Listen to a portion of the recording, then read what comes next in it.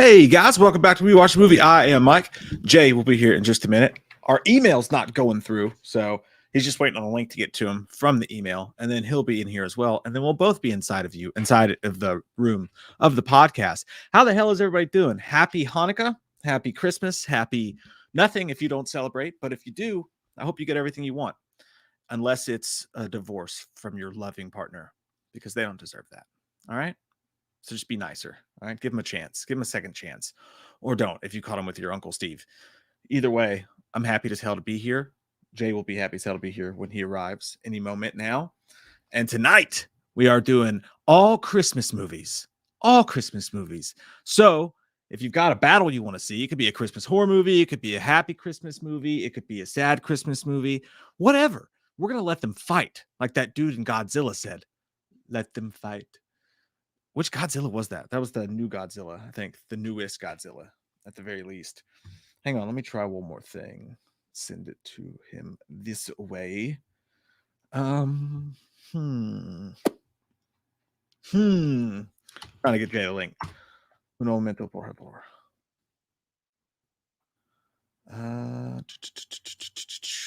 Let's see here. This way.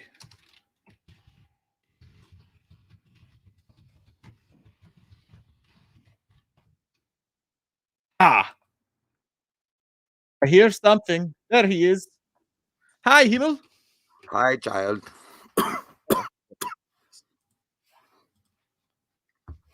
Sorry. I had the sound on, so if there was an echo, that's why. It's gone now. Oh. It's all okay. How you doing, man? It's great. It's great. It's good times. You know, I just heard when I went outside and I ran back inside real quick because the cold, I heard something on the winds that said Sub-Zero winds. It's cold as fuck, dude. It's -3 wind chill factor. Yeah, our fucking power went out. I thought we were gonna have to cancel stream, man. From like 4:30 to like 5:30, we had no power. And those KU dudes were on it though. They were out here within like 45 minutes fixing that shit. And it was only 2 houses that were out, so we got really lucky. Yeah, I think they said like 23 states lost power. Yeah. It's a goddamn apocalypse out there. Jack Frost said, "Suck my dick."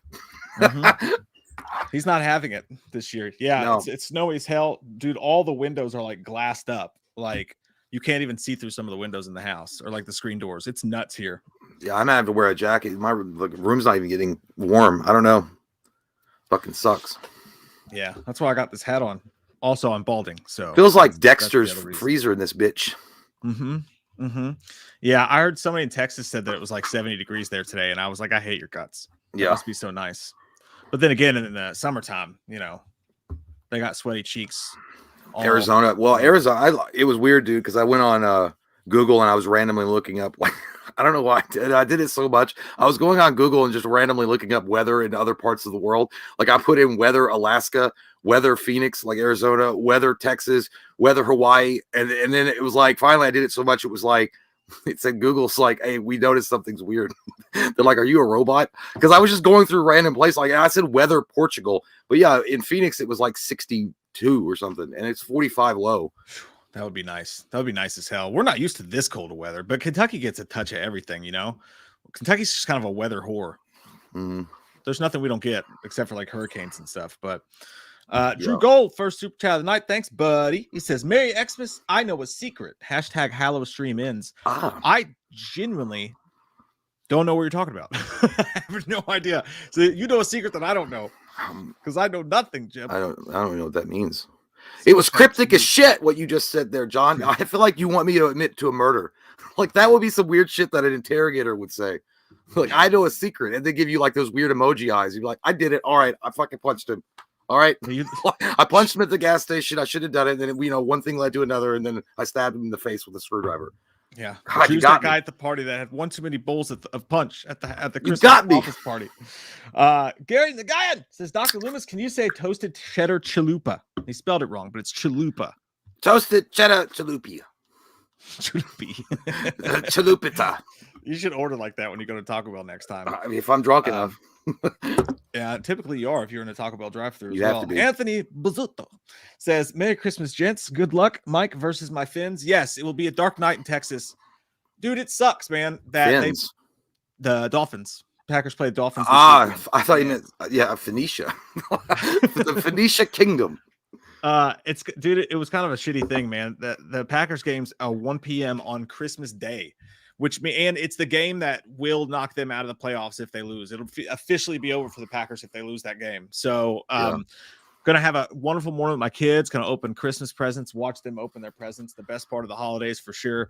And then after that, I'm probably just gonna make everybody in the house mad by screaming at my TV and then being depressed the rest of the day. So it was a shitty schedule. Sounds like you're the dad from Christmas Story. That's a good Christmas. I'm just gonna get drunk and smoke some heaters. Brandon Ferguson, thanks, buddy. Says, "Sup, guys? It's freezing over here. -30 with the wind chill. I feel like Jack in The Shining." Yeah, that's tomorrow morning. You're gonna wake up with your hair all crazy and you're going like fucking frozen. I think that's Illinois, right? Yeah, I think Brandon's in Illinois. You all get swamped, dude. Like the whole up north, northwest, northeast, they're getting fucking murdered. The wind chill here was pretty bad too. Like with the wind chill, it was like negative fuckload. I was up this morning at like 3 a.m. It was like negative 22 or 23 with the wind chill. Shaka Khan. Greg said he's got the handy heater between his balls. That's what you gotta do right there. That's what you gotta do. Dante Pilato, thank you, sir. Says, "Sup, y'all? Happy holidays on a quick break at work, but wanted to bless you with some holiday joy. Sprinkle it on. Don't you go spend it on some fancy record player." No, I can't go and do it. That's going straight into the Natural Light Beer Fund. We thank you on behalf of all Natural Light beer drinkers. What was I was watching a music video the other day. It was a band called the Fuck. Oh, that's a great name. Yeah. Oh fuck. Oh fuck. And now, oh fuck. They're called the Fuck Off and Dies, and their video is about drinking, obviously. And then like they were pounding Busch Lights and Jameson, and apart from Jameson, it made me think of our buddy Mike White. I was gonna say, was he in the music video? He probably wasn't even in the music video. He was just in the background somewhere buying a 40 of Natural Light in the gas station where they were shooting it. People who love Busch Light, man, they live by it. It's a religion. It's not bad. Busch Light, yeah. Yeah. Hey, before we get to the rest of the super chats, let's start it off. Me and Jay can start off the battling. I'll put up a poll. What two movies do you think should go first, Christmas movies wise? Oh, shit! I sent you that list. I would say I think I think we should just go ahead and start putting them up there. Die Hard, because Die Hard's a Christmas movie. Okay, I don't want to hear any more debate about it. Okay, go fly a kite if you think otherwise. I don't want to hear it. So that's definitely a Christmas movie. I want to take, and then the other one is a little movie that some people might not have heard of, and I don't know why you wouldn't have heard of it. It's great, Dutch with Ed O'Neill. Oh, Dutch. Die Hard versus Dutch, the battle of the D's. The dicks. I mean, that's it. Dutch Die Hard. That movie's great, though. If you guys haven't seen Ed O'Neill's Dutch, it's really good. I saw that way back in the day. I don't remember shit about it, so I couldn't tell you, but I've seen it. Christmas movie. Yeah, dude, the Die Hard arguments, that's so old. That shit's sold at Walmart now. It's not cool. I think there's I saw some guy on YouTube wearing a sweater. It looked like it's pretty cool. It's like Die Hard is a Christmas movie or something or some shit like that. I like the one that says ho ho ho, now I have a machine gun. From the when he wrote it in blood. I thought that was a dope sweater too. While you guys vote, we'll answer the questions. Stacey James, thanks, buddy, says watch Tulsa King and man, Sly's one of the most underrated actors ever. Fucking here, man. Wish he was in Goodfellas or something, but he's perfect as the old gangster. Yeah, he's amazing. He's amazing. He is. He's just shocking to me as seeing Jack Nicholson as a gangster in what Departed. Yeah, that's true. Oh, he fucking ruled in that movie. He's one of the greatest bad guys in cinema history too. But Sly was in a mob movie. I mean, he's been in several mob movies, but he was in Copland, which is a really great movie. But he was just a sheriff, so he wasn't really involved in it. But dude, I'm telling you guys, if you haven't watched Tulsa King, get on that shit. He's fucking awesome in that shit. Yeah. It's so good.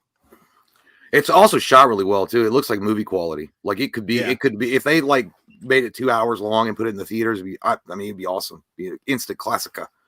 Yeah, no doubt about it, dude. Joe Maderos, thanks, buddy. Says, hello, Michael J. I'm going to try and stay up for as much of this as I can. Merry Christmas. To you, Joe. Hey, all right, Joe. Merry Christmas. We're going to try to stay sober as long as we can. Probably not long. So we'll both be fighting sleep. Don't worry about it. I'm trying to do the opposite. JD, once again with a big old fucking I like delivery, it. like I Call of like Duty. it. Thank you, JD. Really appreciate that. It says, Merry Christmas, gentlemen. So glad to chill out with the Wham fam. Love you crazy fools. Been going through the festive horror genre binge. Boy, is that a weird part of town. Have a great show. Yes, Thanks, it is. man. That is a weird part of town. You are correct, though. A lot of weird things going on with that kind of genre. But hey, I'm glad that you're having a great time enjoying it, though. So thank you so much. Dude, I almost did the thing that I do at movie theaters where they're like, enjoy your show. And they give you your popcorn. I'm like, you too. I'm like, oh, fuck, they're not going to the movie. You know what I mean? I almost said, you too. Like, you have a great show too, JD. Oh, yeah. Like Hey, that, man, yeah. like that annoying usher or some shit that you see, and you're like, you don't give a fuck. So shut up. The weird dude, there is really weird ass Christmas movies. The weirdest one I can think of was Christmas Evil. We reviewed it a couple years ago. Oh, yeah. That's the one where the kid walks down the steps and Santa's going down on his mom. It's fucking weird, man. Yeah, fucking Santa got a blowjob from your mommy. That's pretty. Yeah, you would Santa hate gave Santa his mommy too. a blowjob. You'd hate Santa too. Like, God damn, he was supposed to bring me Christmas and shit. Instead he brought fucking nut to my mother's mouth. That's what She got her own special eggnog that morning. Michael Barton, thanks, buddy. Says Merry Christmas. Can we do more? Can we do way more under the mistletoe than just kiss? We Sure. play hide the toe. Yeah, let's play hide the toe and then kiss and drink spiked eggnog. That sounds fun. That just came out actually. What is hide the toe? It's got to involve. I thought it was some kind of sex thing. Got to put a toe inside of it. If you got to ask about it, buddy, you can't afford it. Yeah, you know, I feel like the mistletoe is definitely from a bygone era, you know, because that's just going to end up in a lot of sexual lawsuits at office parties. You know, dudes just throwing up the mistletoe and throwing a well, if they hold up the mistletoe and they aggressively kiss you, yeah, that probably gets you some deep shit. But if you just held up the mistletoe, like, what about a kiss? And they were like, sexual assault. You'd be like, suck a butt cheek. That's not sexual assault. That was just asking you. I'm sorry that I thought you were attractive and I wanted to give you a little smooch. But if you want to turn it into something else, fuck it. What was it they said in Batman Returns? A movie we'll no doubt talk about tonight. Him and a mistletoe can be even deadlier if you eat it. Yeah. Kiss can be even dangerous or deadlier if you mean it. Yeah. That's a good Christmas. Oh God, do we have to start fighting now? That's when they were dancing on the floor. Let's see who's winning the poll. So our first one of the night, Die Hard versus Dutch. I would agree with this, but to be fair, I haven't seen Dutch in a while. But I don't think anything would beat Die Hard in my life. But probably not. 90% to Die Hard, 10% to Dutch. It's also like, and it's one of those movies that so, but I didn't want to put up like the heavyweights right away. Like I didn't want to put like Home Alone 2 against it. Right. Yeah, guys, start throwing out your ideas, the movies you guys want to see fight against each other, and we'll start adding them to the poll. As we go, we will. I'm going to throw one on there now while we wait for you guys to put up your ideas. I'm going to go with start a poll. Which is the better Christmas movie? Jingle All the Way, which fucking rules, by the way. That's underrated. Mm-hmm. Or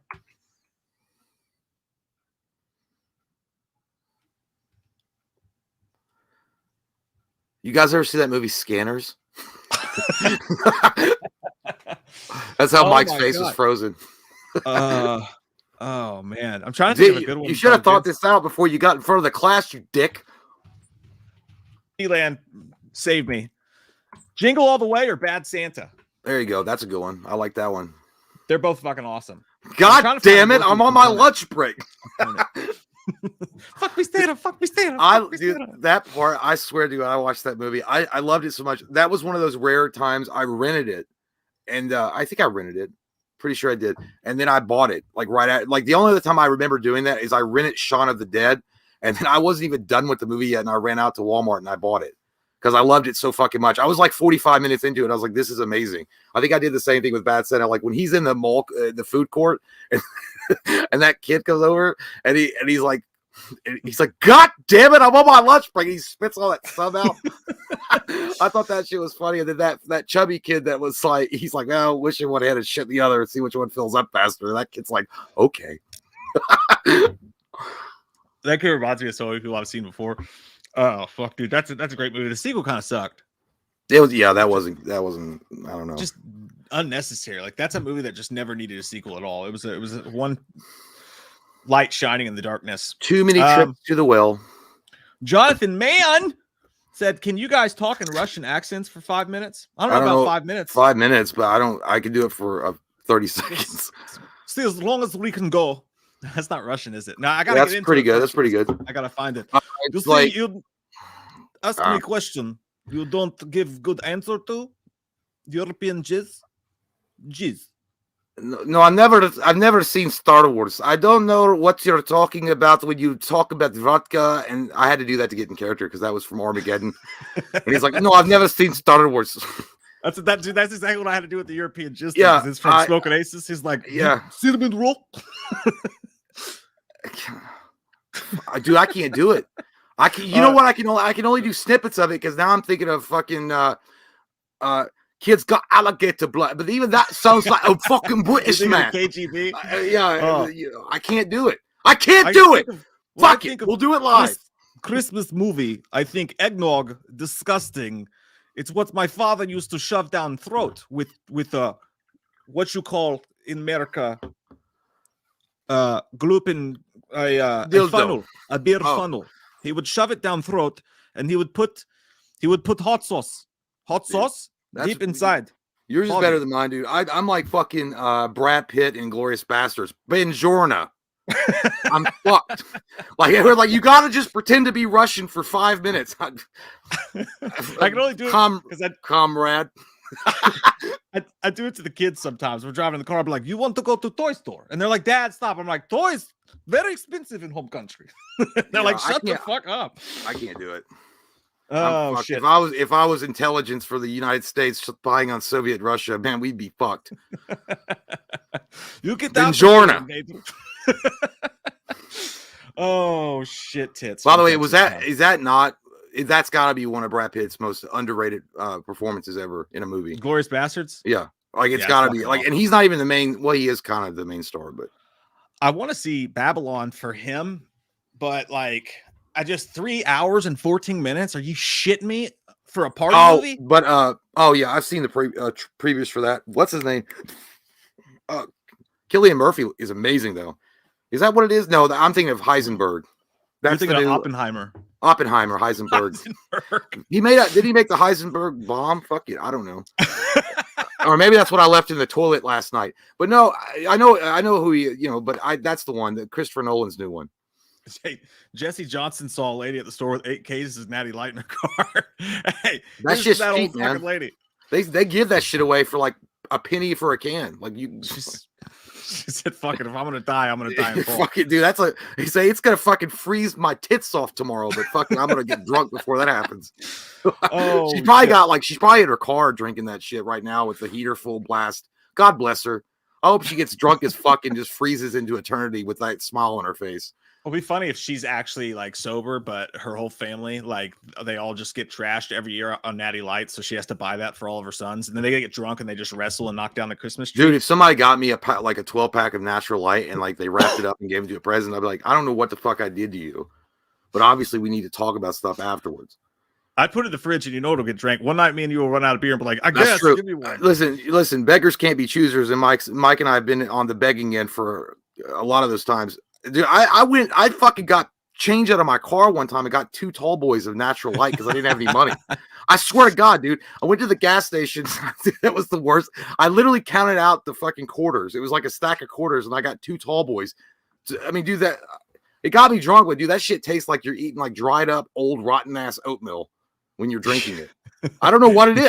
I can't. You know what it is? I think it's because of that leftover. When I was in high school, I went up to West Virginia and shit, and all they could afford was Natural Light. And everybody that had the good stuff was Bud Light, and they was already drank. So they just had a bunch of Natural Light. And then I ate like sour cream and onion chips. And then I vomited everywhere out off the patio. And I think that ruined it for me forever. Yeah, that makes sense. That'll do it. Hey, by the way, which is your pick in the poll? Are you going to go Jingle All the Way or Bad Santa?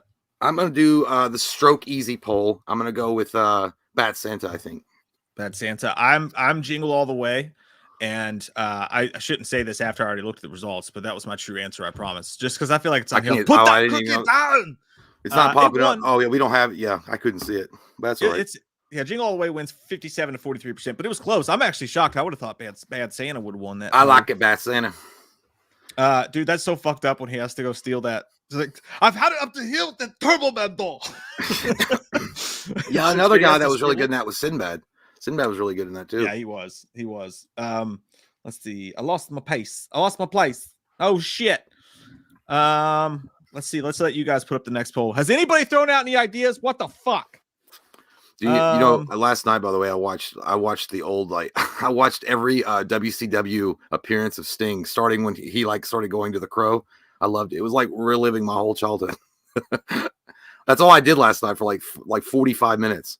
Just watch old wrestling? No, it was like the WCW when Sting was going to the Crow, like when he was like all disillusioned with WCW. Like, so I watched all of that. Hey, which is the better Grinch, the Jim Carrey one or the original one?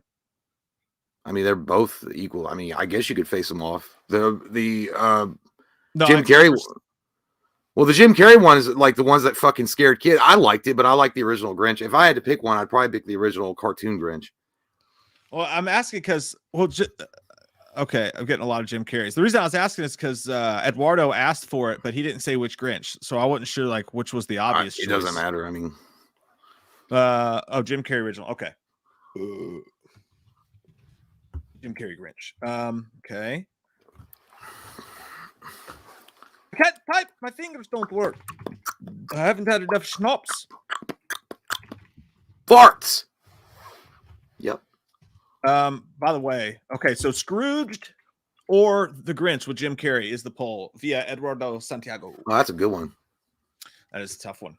I love Scrooge. Scrooge is like the modern day retelling of Ebenezer Scrooge, the story, Christmas Carol, and Bill Murray fits that to a T. And then you got Bobcat Goldthwait, who's a badass in that. He's funny as fuck. I don't know. That's a good one. I'm saying The Grinch just because like the Ghost of Christmas Past story, it wasn't overdone then maybe, but it is now. Like almost every Christmas movie I see is like based on that. Like Spirited was really good. I liked Spirited a lot. You say Grinch? You mean Scrooge, the Ghost of Christmas Past? Yeah, Scrooge. That's why I'm going to pick. That's why I'm picking The Grinch, is because I think the Ghost of Christmas Past thing, I'm just kind of sick of it, you know. But and that I did like impressed me. Well, it was funny though that his former boss was like Marley, and he was like he was dressed as like goddamn. He looked like Stan Lee and Donald Trump mixed together. He was an asshole, but he had a sweet old man sweater on. He was like, "You gotta get your life together, or you'll be playing 18 holes in hell," or some shit like that. It was kind of funny. I don't know. I liked it. And then doesn't that sound like Donald Trump? Yeah, well, kind of 18 holes in hell. It'll be huge. But you don't even need to look at my scorecard. It was huge. But no, well, and also the fact that death is great. The way they did that was, and then when Scrooge has his moment where he's burning alive was fucking scary. That was the first time when he's burning alive in the coffin and he's like begging his brother James not to let him burn him. That's fucked up because you can see his feet on fire. Like shit, I've been those Taco Bell nights. I've always kind of hated both movies, to be honest with you, but my youngest one got obsessed with the Jim Carrey Grinch movie, so I ended up watching it a lot more. And Jim Carrey's my favorite actor. Him and Arnold Schwarzenegger probably at the top for all time. So I always hated the movies where Jim Carrey's face was covered. Like I never liked The Mask very much. I never liked The Grinch, but I did grow to love it a little bit more. So I'll go. Apparently, he had to take some kind of he had to train with a Marine or some shit to get over his paralyzing what's it called, scared of closed spaces, claustrophobia when he was wearing all that shit. He said he had panic attacks with it. No, that would fuck with me because he couldn't breathe. And he's like, once they put it on, he was like, you couldn't take it off for like there was steps involved to take that shit off. So once it was on for hours. They should just let him put on the Batman Forever makeup. Just run around with the spandex and do it like that. Chad Powers says, I'm so happy, folk. I got this brand new 4D toilet with this instruction manual. It can wipe me and take my blood pressure on the seat. It's kind of painful. God damn, Chad. Who'd you fucking steal from to get that goddamn toilet? You know what? Your poor mother be so disappointed in you. You stealing from the church goddamn tithing bowl to pay for your own 4D bowl. You dirty ass Chad Powers with your dumb ass fucking mug shot from 7-Eleven robbery, you bitch. Stop fucking stealing from the church, asshole. Hey, they ain't gonna let you in heaven with your 4D toilet bowl. All right. Yeah, when I get to heaven, it's gonna be this 8D toilet bowl. No damn 4D, and I ain't got to steal for it. Because They Jesus replace will it. say, "Hey, I loved you. You did a good job there on earth, and you spread the word. Here's an 8D toilet.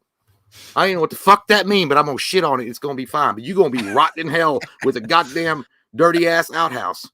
Clinton's got a fucking good one, so I'll check on this vote now and put in this next one because that's a great idea, Clinton. That's two good ones right there, my friend. Unheralded, indeed. So let's see who won the poll. The Grinch beat Scrooged 52% to 48%. It was close. It was real close, real nice. Got it at Target. Yep, it was all right. See. If you don't chew Big Red, then fuck you. See, Long Kiss. I've never seen. Yeah, I've seen them. It's just been forever. I won't even be able to pick either one because I can't remember either one. I love these two Christmas movies, dude. It's crazy. Like, so Rennie Harlan directed Long Kiss Goodnight, which is wild. He directed Nightmare 4. He's directing the upcoming Strangers trilogy that's coming out, which is a weird fucking choice. And then Reindeer Games, fucking, if you guys haven't seen Reindeer Games and you like old school action movies, Gary Sinise, Ben Affleck, Charlize Theron, fucking awesome thriller movie. I mean, it's not like a perfect film. It's got some dumb shit in it, but man, is it fucking entertaining. I feel like Reindeer Games was like, it was kind of like Dutch. It's like, yeah, people saw it, but it probably not that many. I don't remember it. It came but out I do remember seeing it. Maybe I did see it. I don't fucking know. It came out during when everybody was shitting on Ben Affleck as a human being and an actor, you know, like nobody had decided Ben Affleck could act yet. And he wasn't like an amazing actor at this point, but he was good in this movie, I thought. But it's the one where he pretends to be his cellmate. And because Charlize Theron's character has been writing all these letters to him and he gets out and he has sex with her. They have this wild sex. And then her brother, Gary Sinise, shows up and he's like, "You're going to help me rob this casino," because he thought he was the other guy. It's fucking awesome, dude. And then Long Kiss Goodnight. That is a wild ass action movie, dude. There's so much action, that shit. It makes no fucking sense. It's all kind of dumb, but it, who is it? What's her name? What's her name? Thank you. Gina Davis was a fucking badass in that movie. She's a fox. She's a little minx. I liked her. I liked her in Beetlejuice. Well, you know, Reindeer Games, you can say what you want about Ben Affleck, but he was the bomb in Phantoms, yo. I don't give a fuck what anybody says. Up top, all right. She gave Samuel L. Jackson a huge boner in that movie as well. Wasn't I think Long Kiss Goodnight was based? Wasn't that a James Patterson book or some shit like that? I swear it was like based on that James Patterson thing where like he was either playing the same, like Along Came a Spider, and it was like a part of a I don't series or something. I don't think it was though, but it does have that kind of title, like All the Girls Kiss in Texas or some shit like that. That's great porn. That's a great porn. Get it in the Guyan, says Mike. Can you do toasted cheddar chalupa as Mark Wahlberg? That's normally a Christopher Nolan thing, but oh god, what would that fucking sound like? You let me get a toasted cheddar chalupa, and can I get a Baja Blast? What do you mean you had a Baja Blast? Can I have some nacho fries? You still have the Mexican pizza? Because I swear to God, if you had the Mexican pizza, I'm not fucking coming back to this piece of shit. Toasted cheddar chalupa. It doesn't really flow off the tongue for the Wahlberg as well as it does, but you think Mark Wahlberg ever eats Taco Bell? I don't think he eats anything but fucking like granola bars and like dumbbells and like probably arrest warrants. He probably eats that turkey burgers on the way to pick up my kids from church. I think he just probably like, I think every day he gets down on his knees and thanks God he's not rotting in jail for taking that dude's eye. He probably should. And then also thanking God that he has a loving brother that because of his new kids on the Block Foundation got him out of fucking jail time. That was a good time too. Yeah.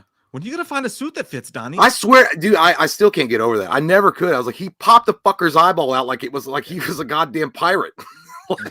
He's like, I'm gonna pop your eyeball out and you're gonna like it. And he's like, oh yeah, well, there's no consequences for it. The cop was like, hey, are you that dude from that underwear commercial? I love that commercial. He's like, not because I'm gay or anything like that. I had nothing to read when I'm on the toilet. But anyway, can you sign it right there on the jock? Just on the Andrew jock. Keith, thank you so much for that, man. That's really sweet. He says, Merry Christmas, you beautiful shanks. Hey, all right. I ain't shank nobody. Yeah, what is it? How do you call a human being a shank? Like, I'm a man who likes to be inside of people in prison? Mm-hmm. Yeah, that checks out. With a knife. Thanks, Andrew. Richard Plato says, really hope you guys like what I sent you for Christmas. Dude, I've spent the whole day editing that video today because that unboxing video is over an hour long. Richard Plato. He's the one who sent the giant box of the CD. Oh, yeah, dude. That was fucking badass. I loved it, dude. That's insane. So we couldn't actually unbox him for that video. It's in the video, but we made quick decision to save it for its own video. We got that, and we got this crazy hot sauce game. So we're gonna save those for their own videos because that is gonna be such a fun video. It could be its own video as one. So disappointing they didn't get open in that video, but silver lining, it's gonna have its own fucking video. It's gonna be all right. Don't worry about it, Richard. Palo Lato. You're gonna like what you see. I guarantee it. Vinny, what's up, my friend? Says a freeze has come to town, so I'm warming me nuts up with Wham and Fireball. Merry Christmas, Mike J and the Way fam. Hey, thanks, Vinny. That's what you got to do right there. Get you some goddamn Fireball whiskey, boy. Woo! Suck it down. Inside you. Actually, I don't know. I was telling we were talking about earlier, getting cheap ass beer, natural light or whatever, and that will warm you up. You could get like cheap liquor.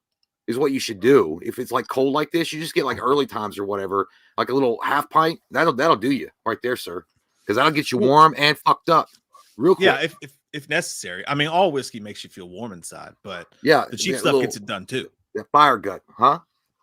Cheap stuff gets it done too. I ordered an old fashioned the other day, old VBC up here, and they put I ordered it with Makers. They put Fireball in that bitch, dude. There was these old people right next to me and Katie, and they kept staring at us because their tabletops were higher up, and they kept staring at us. They're like, "You fucking tattooed freaks," because you could tell the type. And this old Karen lady just kept staring at us the whole time. And then I took a sip of it, and I went, "Oh, cinnamon fucks." I looked up, and she looked me dead in the eye. No smirk, no nothing. She just stared at me with just devil eyes, and I was like, "Well, it tastes like shit." And I asked, she was like, "I don't think he put Fireball in it." She's like, "He just used the wrong mixers." And I was like, "Is that what they? I don't even know what that is. I don't even know what is that. Is it just whiskey, old fashioned? Old fashioned's whiskey with like some bitters, and then like a cherry or an orange peel. It's like an old fashioned with like fruit sugars in it, or a whiskey with like fruit sugars in it. You didn't complain to the bartender, did you? I just asked our waitress. I was like, "Hey, did he make this with Fireball?" And I was like, "It's fine," or whatever. She was like, "Oh, let me ask." And I was like, "I'm not complaining." I was like, "It's whatever." She was like, "No, I get it." Because I was going to say he might get mad. He might come over like, "Listen, fucking Tom Cruise from Cocktail, when you've got your goddamn liquor license, you could tell me how to make fashions of old. Because right now, I've ran out of regular whiskey, and I had to use what was on hand. So fuck it." Yeah. Hey, man, I don't know. That sounds pretty sweet. I like Fireball whiskey. That's the only whiskey I can drink. I don't. Yeah, you don't. Yeah, it's not a slow slipping drink though. Like if you're like that's a shooter, but I don't think anybody slow drinks fucking Fireball. No. And he said that he used the wrong syrup and he changed it. It was fine. But I was like, how the fuck are you bartender? Don't know how to make an old fashioned? That's like a shy stripper. You know, that's like a daycare teacher. Don't like kids. He's gonna have to go on bar rescue. You should report him. Hey, it's good to see you, Vinny. Thanks, buddy. Let's check on the poll. Reindeer Games beats Long Kiss Goodnight 52-48%. That's a surprise. Long Kiss Goodnight. Goddamn reindeer flying in, beating that Long Kiss. That gets me excited in my holes, though. I really love some Reindeer Games love. If y'all need a good Christmas action movie to watch, fucking Reindeer Games. Watch it tonight. Don't say I didn't warn you. It's awesome. What else y'all got here? That's a good one from Mace Machine Horror Show. He said Silent Night, Deadly Night 2 versus Christmas Evil. That's a good fucking. That's nice. I can't remember either one. It's gonna be another one. I'm not gonna partake. Y'all have a good time with that though. 2. You guys know what I mean when I say Silent Night 2. Silent Night. I'll just type it out. Fuck it. Versus Christmas Evil. Man, oh man. There we go. That's in the poll. I will say, if you don't remember him, I'm gonna go with. Fuck, dude. I'm going to go with Silent Night, Deadly Night 2, but only because you don't have to watch the first Silent Night, Deadly Night because they recap the entire fucking movie. So you got the serious Silent Night packed down like a can of Christmas sardines, and then they shove that shit inside like a turducken into a completely fucking jokey, like, what's the word I'm looking for? Bowl of shit? Not parody. B-movie. Oh, B-movie, yeah, so you got the like garbage day jokes and shit like that, but you also get the good shit from the first movie. But I do love Christmas Evil, dude. It's fucking weird as hell. That movie makes you feel all icky inside. Yeah, I think it's one of those. I can't we review things sometimes, and then I review them, and then I just forget them because I want to. like there's only so much space to review them, and then I just let it empty. I was like, well, I can't let it take up time in my brains. It's like when you're playing Resident Evil and you have to like get rid of some herbs so that you Yeah. can pick up some You have shotgun to shells. combine the red and green herb to make sure that Mhm. the virus gets taken off, or the red and blue will do that. Yeah, it'll get you, man. It'll get you. What? Said, what's up, guys? Said, thanks, man. Appreciate that. Just got out of watching Babylon, and it was a great time. The movie really showcased how important cinema is and how it can be used as an escape from life in general. 10 out of 10. Well, I'm glad you got to go see it, 10. man. I heard it's like taking a beating at the box office because of the snowstorm. It's like a lot of theaters and cinemas they closed their shit up, and it is doing dog shit in the theater right now. But that's cool, man. I heard it's good. I heard it's good. I mean, I think the reviews that have come out for it said they liked it, but just nobody's going to see it because of the weather. Yeah, I saw it has a rotten score on Rotten Tomatoes, but everybody I've seen talk about it says that they liked it. And again, I wanted to see it because it looks like a fun Brad Pitt party movie. You know, it looks like it has some laughs. Probably, definitely not going to be on the level of Once Upon a Time in Hollywood, but 3 hours and 14 minutes, man, that's a long time to sit in the cinema for something I'm not 100% sure I'm going to like or not. You know? Yeah. But why you help? Plus, the Whale's in theaters right now, and I really want to see that shit. So, look at the thing that comes out in January. On it's stream out in theaters. Oh, and streaming. Yeah, I think actually it's going to HBO Max. Yeah, a lot of people, I think they're speculating that it's going to HBO Max because they made some kind of deal or something like that. But it's definitely they think it's going to be out in January. Yeah, on stream. Both of those are in theaters here right now, and I've been wondering if I should go see it in the past couple days. But like the Whales movie, like I don't know if I want to go see it with other people because I might cry. It seems like a crier. And then Babylon is just too long. So they both seem like watch at home movies, but I don't know. I'm glad you liked it though, Wyatt. Well, you don't have to worry about going with other people to watch you cry. Be a man. Ruin your day for yourself. Don't let someone else do it for you.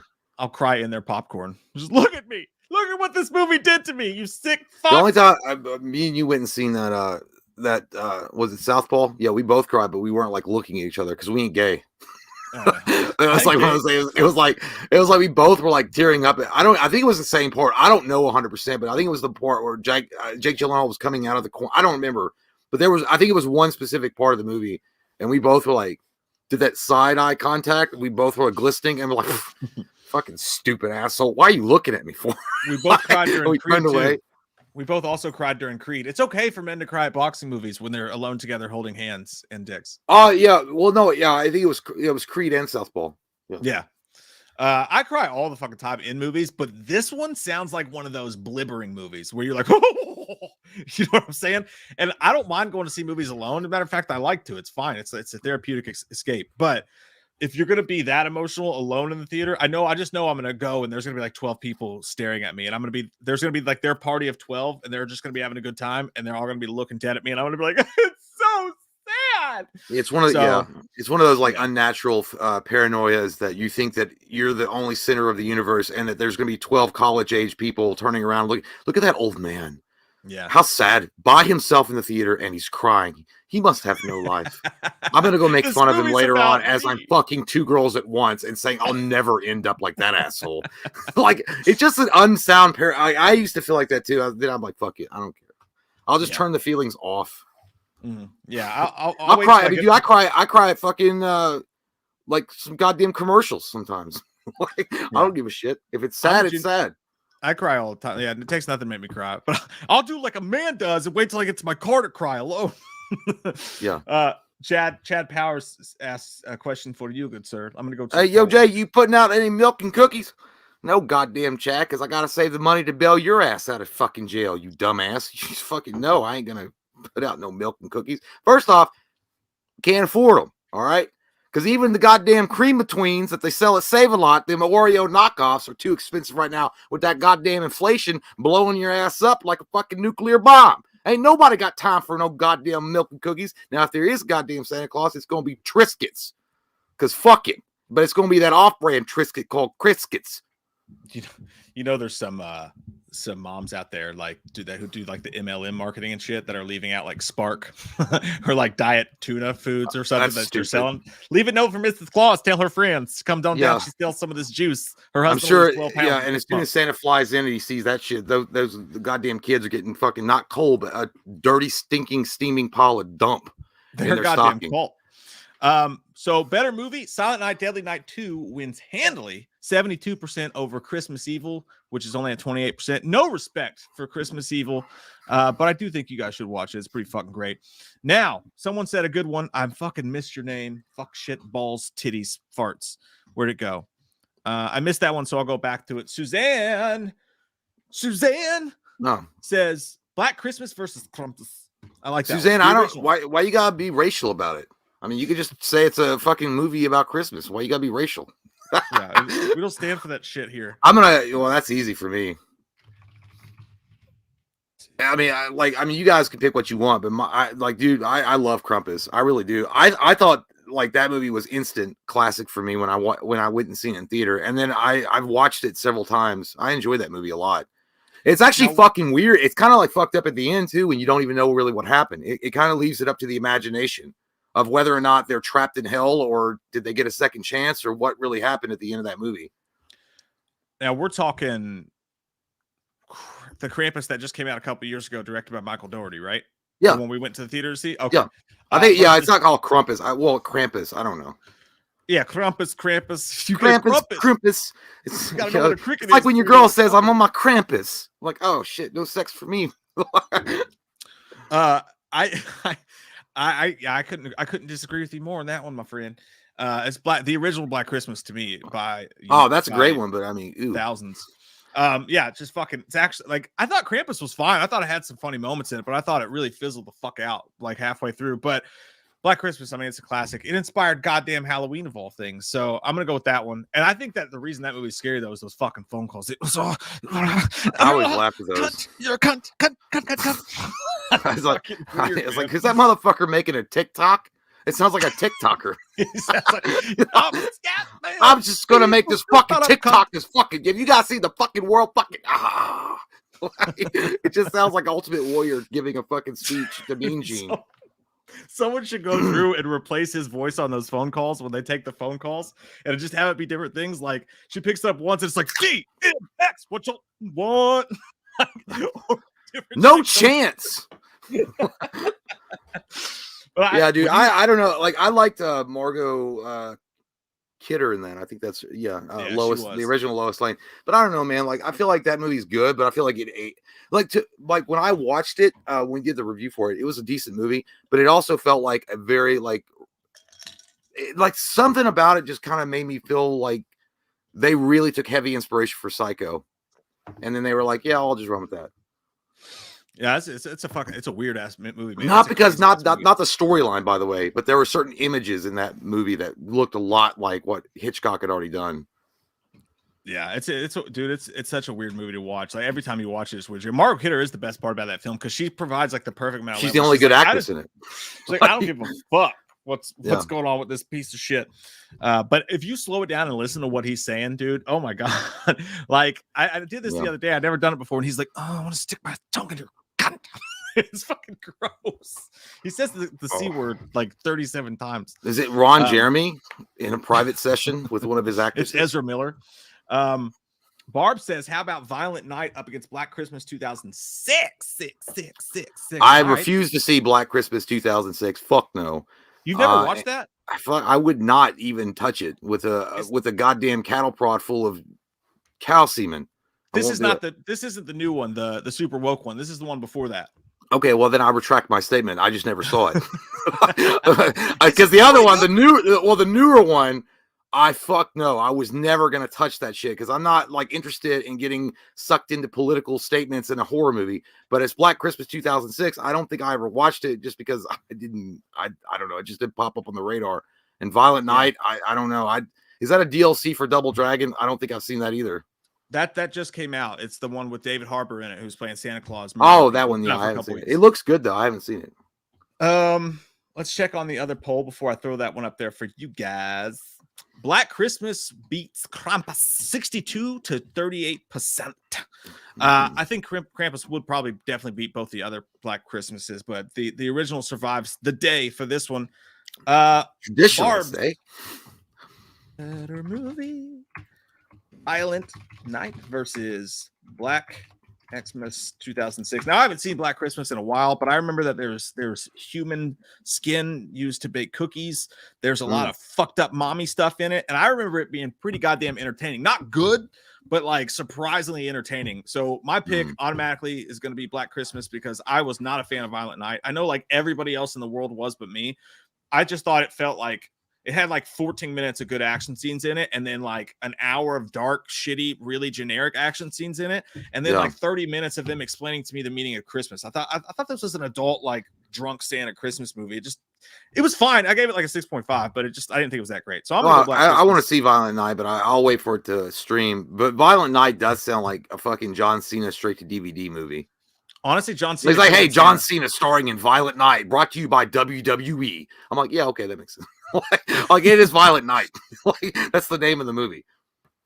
Yeah, it's just one of those movies, dude. Like kind of like how you and I love Batman vs Superman, and there's so many people that were like, oh my god, and we're like, trust me, in like 10 years, people are going to start to like that movie and understand it better than they did then.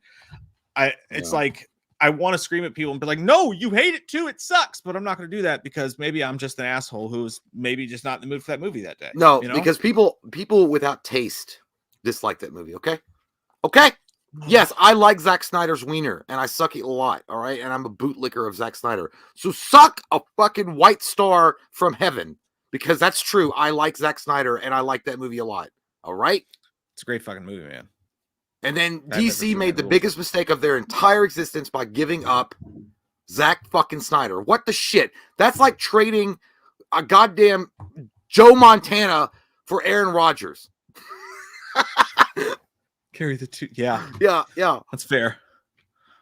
With James Gunn. That's fair. I do think James Gunn's going to kill it, though, man. I just don't like the disrespect they get. I mean, dude, Snyder was they were leagues ahead of the MCU. They were leagues ahead with Snyder, and then they just said, "Fuck it, we want to be like them," and now they have to get James Gunn to fix everything. Yeah, I don't think he had a choice. I think he had to start fresh, but that was a dark decision on a dark night. Dan Murphy. Yeah. Merry Christmas, fellas. Hey, Merry Christmas. I want to thank you for recommending Exorcist 3 and Storm of the Century. The old cop in Exorcist 3 yelling at everyone in the hospital had me giggling. We're fine. Yeah, dude. Hey, man. Little thing for you. Little info for some of you people that have never seen The Exorcist 3 because it's the third movie and you're like, there's no way. It's really, really fucking awesome. It's one of Brad Dourif's best performances in a movie. He's so good. And then the Storm of the Century. Real big slow burn, forever ass movie. It's like a 4-hour fucking adventure, but it's so worth it at the end. I mean, the ending kind of fizzles out, but the interactions with everybody in that movie is great. It's a great movie. It's a great show. Yeah, it's one of my favorite Stephen King, especially when you talk about the made for TV ones. It's one. It was really good. It was really good. Just give me what I want, and I'll go away. Andre Lenoge. Fibonka says, "Can I suggest Christmas with the Cranks?" I've never seen that. You may. My wife's family likes that a lot. I've never seen Christmas with the Cranks is pretty good. I haven't seen it in a while, but it's pretty good. I think that's the one with Tim Allen and Katie Sagal. I think it's Katie Sagal or Katie Sagal. Isn't the one from Married with Children? I could be wrong. Katie Sagal. Who's in Christmas with the Cranks? Tim Allen, and who's the girl? It's not Jamie Lee Curtis. Some old white bitch. I think it's Katie Sagal. White bitch. Katie Sagal. From Married with Children. No, yeah, Jamie Lee Curtis. It was Jamie Lee Curtis. Was it? Yeah, I thought I remembered that, but I couldn't remember for sure. Well, the crazy white bitch. But I just saw a clip once.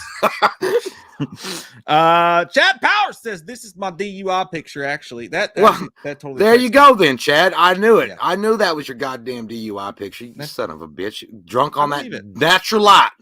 I don't know why, but I believe him, yo. Arturo LS1 says Home Alone versus Home Alone 3. That's easy, man. Come on, man. Come on. That's like Tyson taking on that white Irish fucker when he came out of prison for the first time. McKinley. Like, that's not even a fucking fight, dude. It's over in like 30 seconds of the first round. Like, that's literally the. Did you guys see that fight? Oh my god. Thank you. That dude was like, that dude was created in like create a character in like Fight Night when they got Mike Tyson to fight him. That red hair, fucking big dumb Irish dude. Oh my god. I feel bad though. I feel like Arturo's sitting at home right now going, I fucking liked Home Alone 3.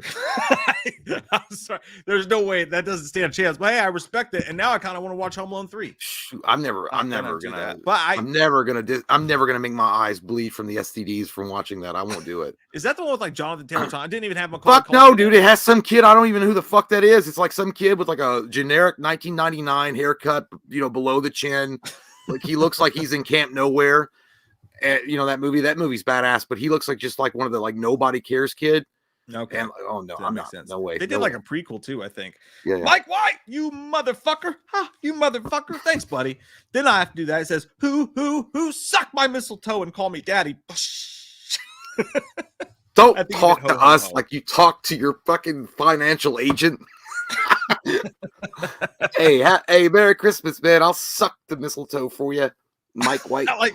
I like to get drunk on the holidays and call my financial advisor. I like beer. Hey, if you got nobody else to call, pick up your phone and call the professionals, Ghostbusters. Mike also in a way colder fucking place than we are right now, up in Chicago, around that area. And fuck, dude, I'm glad you guys still have power. Yeah, that's true. Like that's why he wears the beard year round. He knows. That's why I'm growing mine out right now. As soon as you go up there, dude, as soon as you like open the car door, you're like, oh, it's fucking colder here. This is nice. And also they have a losing football team. I don't know why I can just smell it in the air. It's strange. Smells like defeat. Hey, I'm gonna go take my pee break first tonight because I'm out of drink. Go ahead and do it. Go ahead and do it. I'll be right back. Hey, can you catch up? Have you been drinking? Titties? No, soda pop. I don't believe it. I'm out of Kentucky Derby pop. I don't believe it. It's fancy. Is that soda. RC cola or fucking RC vodka? Diet Right. I don't believe it. What you know about that Diet Right? I don't believe it. I know about Diet Right. I love Diet Right. When hey, it's a good cheap ass alternative. Dude, they sell it at Sam's Club. I've been nervously like a fidget spinner playing with this the whole time, and I smelled it, and it smells like it came from Santa Claus bum. I don't know where this has been, but Santa Claus has been wiping with it. It's fucking disgusting. The magic of Christmas has been lost. Super chats, we're at 8:34 p.m. with Gary is the next one. What is it? 8:34 p.m. Wow, we far back in them time machines. Where we're going, we don't need roads. I got to go way back. Hold on, guys. I'm getting there. While you're doing that, I'll find another question to pop in the chitty chat for you guys. Jesus. Suck on Wahlberg. Go on. I found it. Whew, fuck. It didn't stink. I was just fucking heartburn. God damn. It'll get you. It'll hurt when it does get you.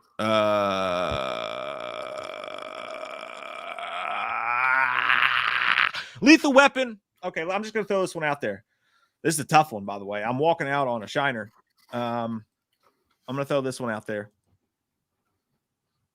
Oh, by the way, Violent Night won the poll against Black Christmas, 57 to 43%. Oh. Fuck y'all. Just kidding. Oh. Ashton, am I being punked right now? This is tough. Die Hard or Lethal Weapon? I mean, I know it's going to win. Lethal Weapon doesn't feel. I mean, I like the movie, but I just don't feel like it like a true Die Hard is a Christmas movie. Like 100%, you can't really argue it.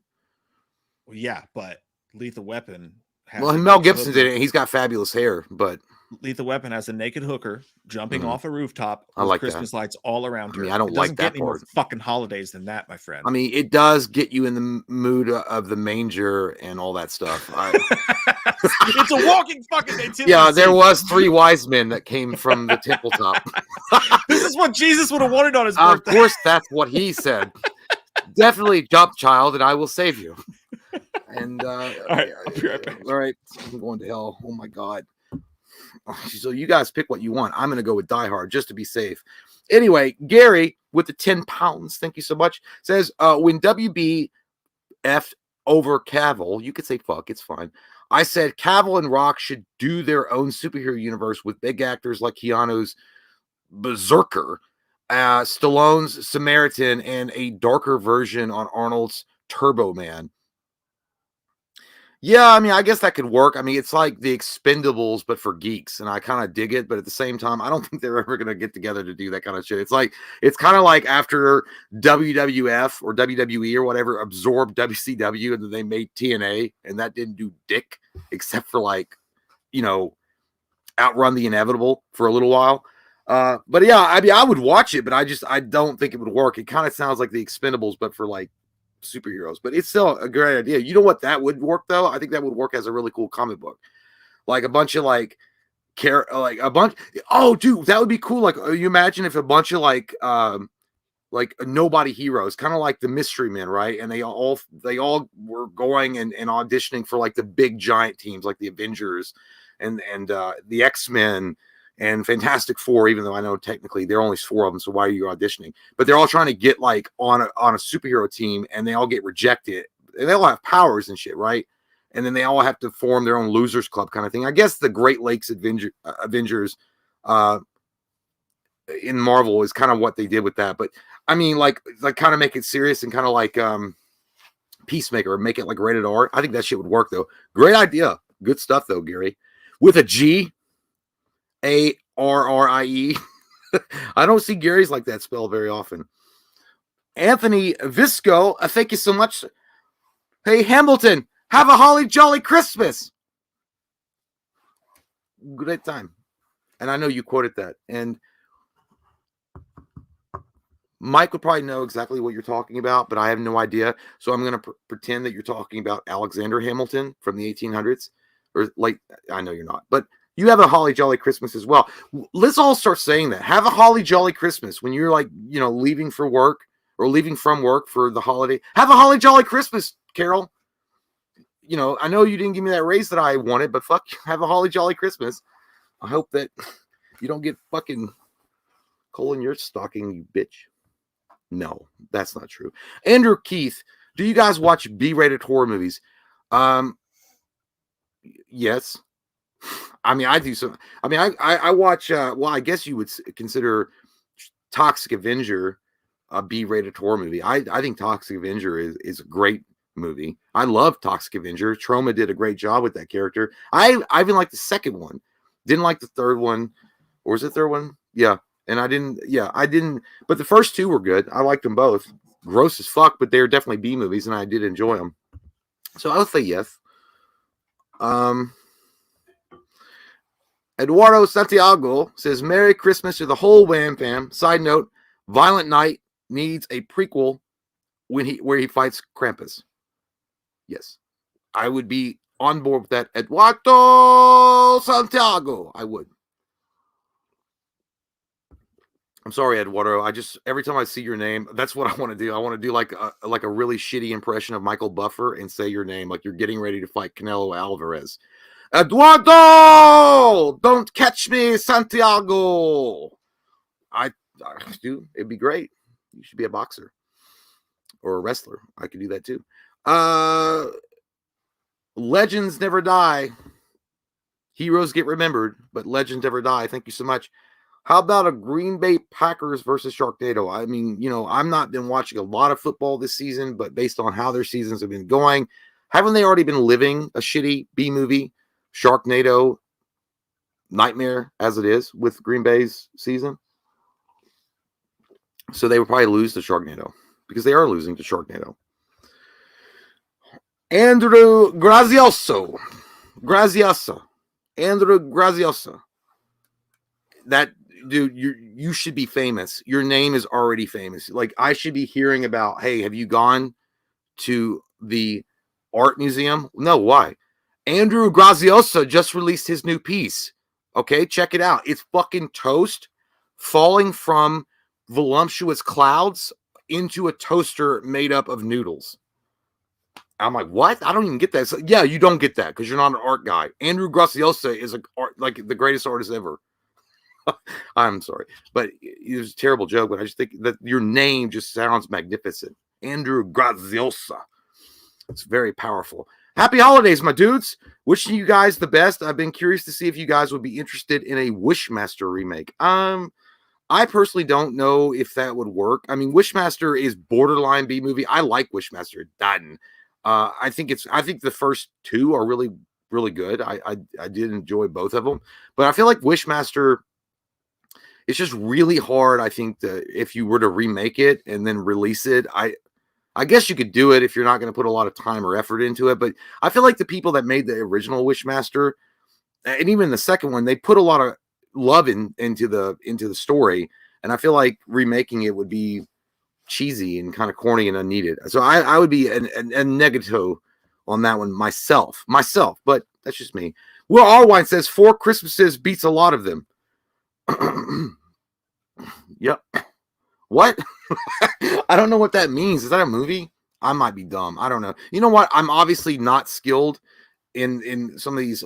Is that a horror Christmas? I'm not skilled in some of these Christmas movies that you guys are just like, goddamn, archering at my face. I have no idea. 4 Christmases beats a lot of them. I don't know. Is that a movie? Someone mentioned it, yeah. Oh, okay. Yeah, it's a movie. I'm stupid, Will. I'm sorry. I don't know.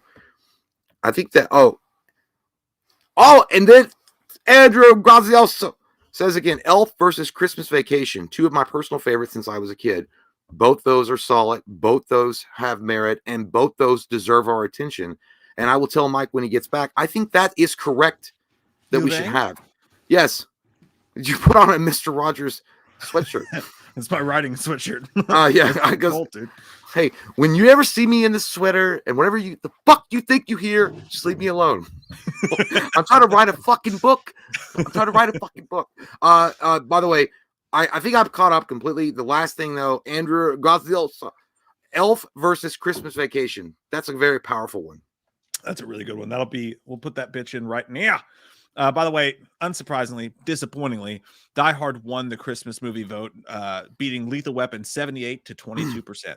I should have seen it coming. I do, but that name. When you hear this, like Andrew Grazioso with a Z, does that not make you think of like someone famous, like an artist, like you know what I mean, or like a poet? Yeah, like, hey, it was like roses are red, violets are blue. I don't care about Green Bay Packers. Fuck you. And you'd be like, wow, it was powerful because it was a Green Bay Packers fan because they were mad. Like, there's a lot of story. You gotta say it with pizzazz too. Like, I'm Andrew Grazioso. That's what I was saying. That's what it's like. Hey, are you not going to the art museum? Like Andrew Grazioso just unveiled his new piece. What's it called? It's called Shitting in My Hand. It's like, yes, I haven't seen or heard about it, and they're gonna make a movie, and it's gonna have Michael Fassbender playing Andrew Grazioso. By the way, I just watched 2 nights ago, and it's still, dude. I think it's underrated, and I think it's really good. I think they could have done the ending better, but what was it? Jobs? Is that the one he was in? Is it called Jobs? Jobs, yeah. Dude, I like Ashton Kutcher.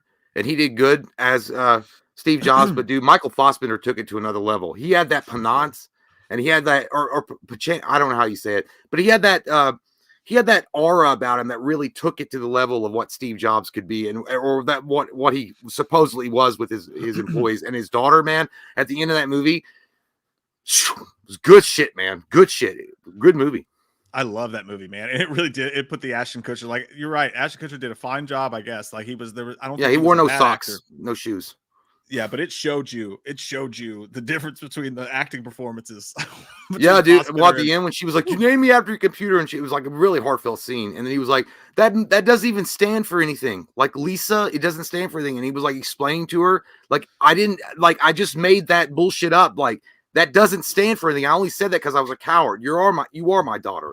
Like, dude, I was like, fuck, dude, it's so good. Like, obviously, he's still an asshole, right? But he shows this redemptive arc about him that's so good. It's so good. And Michael Fassbender is able to take you on those emotions. And then you also got Jeff Daniels, who's great. Yeah, that movie made me cry. It was a great movie. I know. I got teary at the end, too. All right, I'm gonna go Pigby. I'll be back. All right. Bye. See you soon. Where are we? Chitty bang bang. Austin says, you guys remember the total tank from the Santa Claus? Santa just took out the Peterson house. Incoming.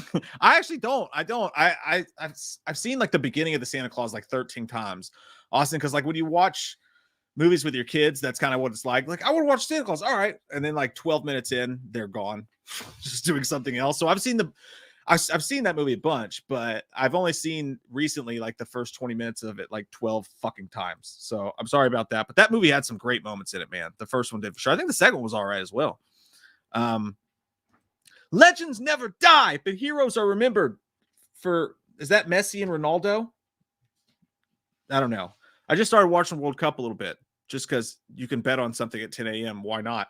But Merry Christmas, guys. Love y'all, and thank you for making great videos. Hey, love you too, man. Thank you for fucking showing up to watch these pieces of shit with us. We really do appreciate it. Appreciate all you guys being here tonight.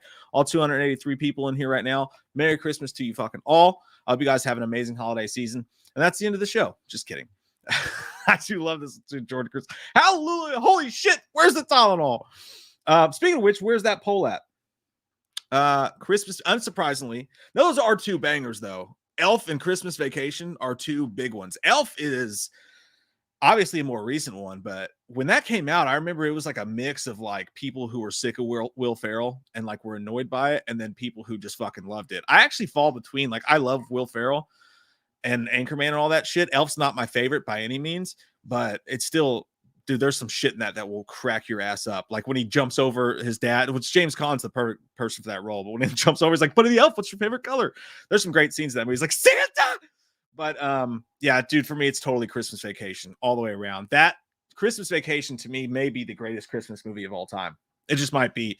It just encapsulates what it's like to be really any member of a family during a Christmas time. The annoyances of the in-laws and the extended, and I don't have a big family, but you get it. You know what I mean? Like how annoying everybody is, how shitty everybody is. I fucking love Christmas Vacation. That was probably Chevy Chase's best movie. That's arguable, by the way.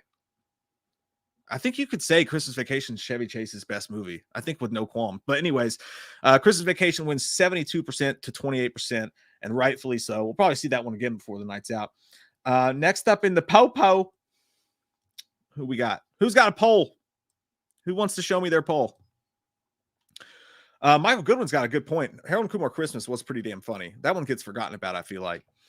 I do love Will Ferrell in Eastbound and Down, Ken Tanti. When he's talking to that dude, he's like, me and my wife Beverly were making hot, passionate sex. And then the boy walked in. She said, get out of here, Samuel. I said, no, let the boy watch.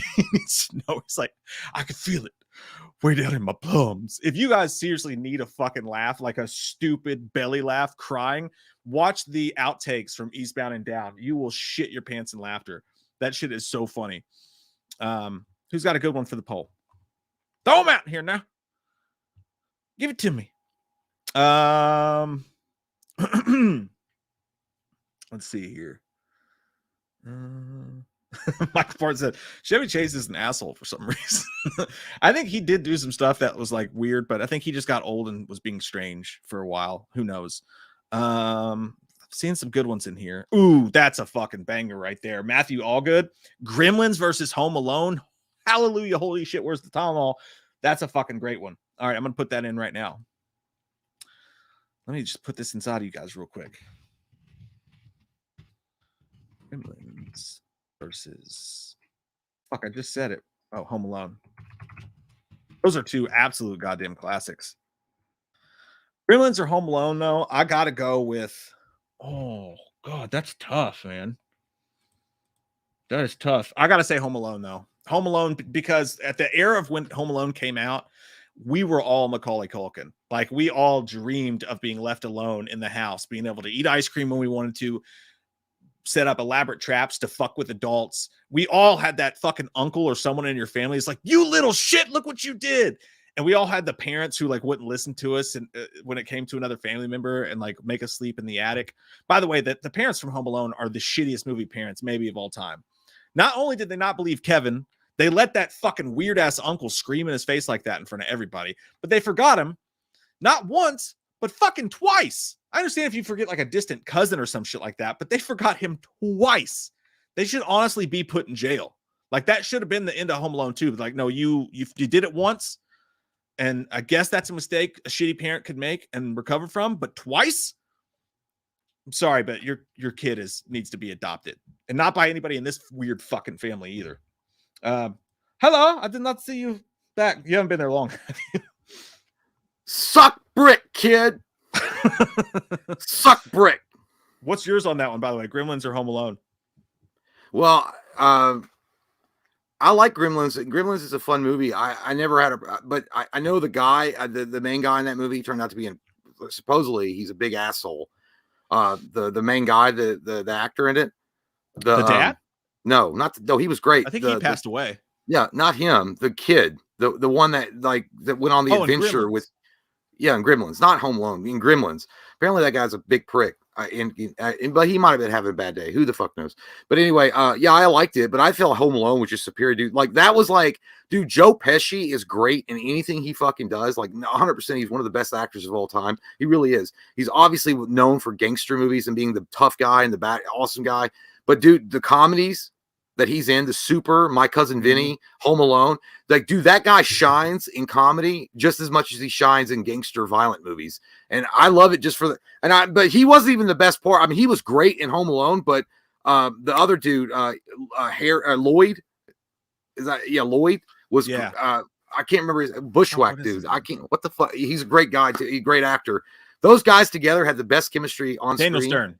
Daniel Stern. Those guys had the best chemistry on screen and they're probably like, as far as comedy duos, they're up there. Like, and I wish they had done a third movie together, but yeah, dude, it's Home Alone all day for me. Yeah, I'm gonna go Home Alone too. Let's see what you guys have to say. God, your girlfriend Biff. Woof. Yeah, Home Alone wins handily 65 to 35%, and I think rightfully so, man. Home Alone. It's dude, it's a fucking all-time. Do you want a secret though? I think Home Alone is fun, but I might be in the minority here, but I really think Home Alone 2 just stepped it up, and I think it's better than Home Alone 1 just because they gave more airtime to Joe Pesci and Daniel Stern. Like they felt like they were in it more. Where's the sticky bandits? I just got sick of it was hard for me to jump back into the family could forget him a second time and all this can happen a second time. Yeah, it felt a little bit too contrived, but also I got sick of that old lady in the park with her fucking doves, you know, like she was. Yeah, I always do. When I was a kid, I always like that. You know, I had to get through that bullshit and the Duncan's toy chest garbage to get to the part where I wanted to see, which was Joe Pesci and Daniel Stern. I know that Macaulay Culkin made out like a fucking bandit because of those movies, but dude, I think that it's. So for me, Daniel Stern and Joe Pesci are the best parts of both of them. Yeah, I would totally agree with you, dude. They're so fucking funny when all that crazy shit's happening to them. And you're right. You're totally right about Joe Pesci, dude. He's a funny ass comedic actor. Dude, let me ask you this. Yeah, dude. No, it was the second when Daniel Stern and Joe Pesci are like, they're like, what the hell is that? They're like listening, and then he's like, that was the sound of a tool chest coming down the stairs. When it smashes into their face, they break their nose. Or like the scream that that Lloyd gives when he gets the tarantula put on his face in the first one, or when he gets electrocuted. Because that's, by the way, that electrocution scene in the second one is like how every dude feels when you're getting sucked off, but she won't stop sucking. Yeah, dude, it was great. Let's see. Gary wanted me to go back to his last super chat and say what I thought about it. When WB fucked over Cavill, I said Cavill and The Rock should do their own superhero universe with big actors like Keanu's Sloane Samaritan and a darker version on Arnold's Turbo Man. I mean, it would never happen, but I wouldn't mind seeing an alternate universe where people fucking did shit like that. Like I thought Brightburn kicked ass, even though that's James Gunn who's now running the stuff. But like, I honestly think that like even with Samaritan and shit like that, it's gotten to the point where even the weird like dark superheroes are kind of tiresome too, though. You know, like it's like we've seen a bunch of those movies too, between Samaritan and Brightburn and The Boys and shit like that. Like I just think that I don't know, The Rock. Rock's never done anything dirty either. Like he's always been super PG with his stuff. Like he may have been in an R-rated movie here or there, but he's never gone like Deadpool dark. So I would watch the shit out of it though. That's what I was saying. I said that I think it's been done though. If you look at like Mystery Men or whatever, because it also feels like it feels like the Expendables, but just superheroes. Like I thought the idea would be like these were guys that auditioned for like the big teams, like the X-Men's or the Avengers or whatever, and then they got rejected and they formed their own team and they wound up saving the day. But they've already kind of done that too. Now that I'm thinking about it, with Peacemaker. And then the Suicide Squad. It's kind of the same idea that's already been done. Yeah. So, even though, but you know, by the way, that's another thing that DC fucked up on because they were going to have that DC Black, And that could have been something that they could have done. They could have done some weird shit like that DC Vertigo and had like this offshoot team that winds up being very violent, but they wind up saving the day. Yeah, I really wish they would do the DC Black thing. That would be amazing. By the way, so Michael Myers with a super chat here. The Night Before, Christmas movie with Seth Rogen. Hilarious fucking movie, by the way. I totally forgot about that. I may rewatch that now that I remember it. Or Office Christmas Party, which I have not seen. It's a Jason, not Sudeikis, Jason Bateman. Jason Bateman, I think that's it. Jason. Oh yeah, Jason. Christian Bale. Guy with the great hair. I've seen it, but I don't remember it. Office Christmas Party. The Night Before an Office Christmas Party. Did you watch The Night Before? I remember like we were still going to movies together then, and you couldn't go to that one, but I think you watched it afterwar's. I thought. At least. Yeah, I mean, I've probably seen both. I think I've seen both these movies. I just don't remember them. I mean, like the thing about certain like these movies is like they're very niche for me. Like, I mean, I'm not a huge Christmas fan or Christmas guy, so a lot of these movies kind of go by the wayside. So I don't know. I know I've seen them both. I have a hard time remembering. I'll probably just pick Office Christmas Party because I like Jason Bateman. So I do love Jason Bateman. I need to watch Office Christmas Party. I never got to see that one, but I do know that The Night Before I really liked a lot. Like it was actually kind of touching. Like it's kind of a touching Friends movie at the end of it, and it had some wild shit in it too. I remember he throws up in a church because he gets all fucked up. There's Miley Cyrus doing the Wrecking Ball song in it. It's a fucking wild movie, and they have an awesome karaoke scene in there too, where they're all doing karaoke. But let us know which vote you guys have for that one. Michael Parton says, "What are Dr. Loomis and Chalice doing for Christmas?" Getting fucked up on hooch and hitting on my neighbor's wife. Yeah. Wishing on every goddamn star that is supposed to exist in religious times that Michael would somehow slip and fall and have a pine cone from a Christmas tree go up his asshole, which would cause internal bleeding and him to die a slow, painful death in the negative degrees of coldness. I just went from 6 to midnight. I'm already there. I've been there for a while. That idea makes my wiener hard. Mm-hmm. Him dying in the snow. Send him to my emergency room. You know what I'm saying? No. I'll shove that thing. You don't need another lawsuit. Woo! And I'll take a nap with my hot black nurse. Colton Kaler says, "I love Bad Santa. I'm on my fucking lunch break." It's so good, dude. God damn it. Like, dude, Billy Bob Thornton has got the best God damn it I've ever heard in my life. He does. Because it really does sound like he's got the perfect dad voice that you grew up with in the 90s or whatever, when you were like if he caught you like up or something in the middle of, God damn it, I told you to go to bed. You're like, oh shit. Yeah. There's no way he landed that girl in that movie though. The way that works out. No I don't know, man. He got Angelina Jolie and he kind of looked the same in real life. You gotta like, yeah, but he was a rich actor. He wasn't a but I mean, like claus. if you saw Billy Bob Thornton just shopping at fucking Kroger, you wouldn't expect him to be rich or like an actor. You'd be like, that guy's just shopping for some fucking vegetables. He was doing that chick in the butt in the dressing room. He's like, "You're not going to shit right for a month." Oh yeah, I forgot that. Yeah, he did that. Yeah, he did. I was whole year like, why did he do it like anally? Like he could have just done it regularly. He was drunk on whiskey shoes. I don't know. That's just so weird. Like, did he miss? And then she was like, "Fuck it, I don't have much time. Just keep going." No, he seems like the type that goes to the ass first. Yeah, I guess. DD8, thanks so much, man. Really appreciate that. It says, "I need advice from Leatherface. It's negative 32 degrees here, and I'm at a TP. What do I do? Thanks and Merry Christmas to both of you guys. Love y'all." I can't do Leatherface without the mask because it totally loses the thing. But I'd just say you get lit. I can't. It doesn't even come out right. You get on down there and you get you a blanket full of human skin, yeah, and then you get hot liquid and you rub it all over your titties. And it makes you feel real nice. And then you eat some fried chicken. Yeah. Dude, you remind me of my guidance counselor in high school. That's right. That is so fucking weird and creepy when you do it without the mask on. I can't fucking do it. But I tried. I like his picture, dude. You look like Kevin Nash or something, and your like name is DD8, like DDP and shit. That's badass. Good for you, man. I do love DDP. Like hanging out on a fucking like pier. Cool shit right there. Yeah. Hey, I just want to say I hope everyone's having a good holiday season. We are on the taint of Christmas. It's almost here. It's almost fucking over with. We're all about to be very, very broke, and we're all about to be very, very tired, and we're all about to catch shit from members of our family. I'm not, because I'm not seeing much family, and the family I am seeing are nice. So I'm in a good spot. But Godspeed to those who have to go to shitty in-laws' houses, because I know what that's like too. That could fucking suck a lot. Well, I'm not worried about it. Most of my family's dying like fucking flies, so it's all good now. I don't have to worry about those fucking weird family interactions because, like, you know, next year, hell, I'll be like down to 75% of them dead. That was dark. It was meant to be a joke, but we can take it dark. Like, if you want to like twist it. I wanted to find the silver lining and I just couldn't. Austin said, hear me out.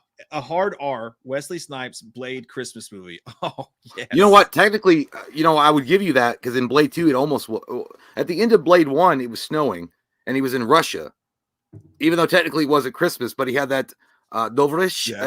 That was a dude. As far as ending goes, here to slay me. Yeah, Blade 1 fucking hands down was one of the best endings ever in a superhero movie. Blade 2, it took place during, I mean, it was snowing. So, I mean, I guess technically it wasn't, I mean, not technically it was a Christmas movie, but it was snowy. So I'm going to give it that. Yeah, it's a lateral. Like in football, it's a lateral. I'll let you have the touchdown, even though technically you look like you were 2 steps ahead of the guy. But I'll still give it to you. Yeah, that was, dude. I never liked Blade 2, but I would see Blade, a Christmas movie. I'm gonna throw out a weird one in the poll here, real quick. By the way, the night before beat Office Christmas Party 64 to 36%. But someone mentioned eggnog in the chat, and I want to know your all's thoughts on eggnog as a drink and or alcoholic beverage, because my wife's dad used to drink it with whiskey, and I never knew that was a thing, and I would have tried it, except for I think eggnog is the most fucking disgusting thing I've ever tasted in my entire life. No, dude, I think it tastes like a milkshake. I think it's fucking awesome. Oh God! But the problem is, like, I thought you were supposed to make it with rum.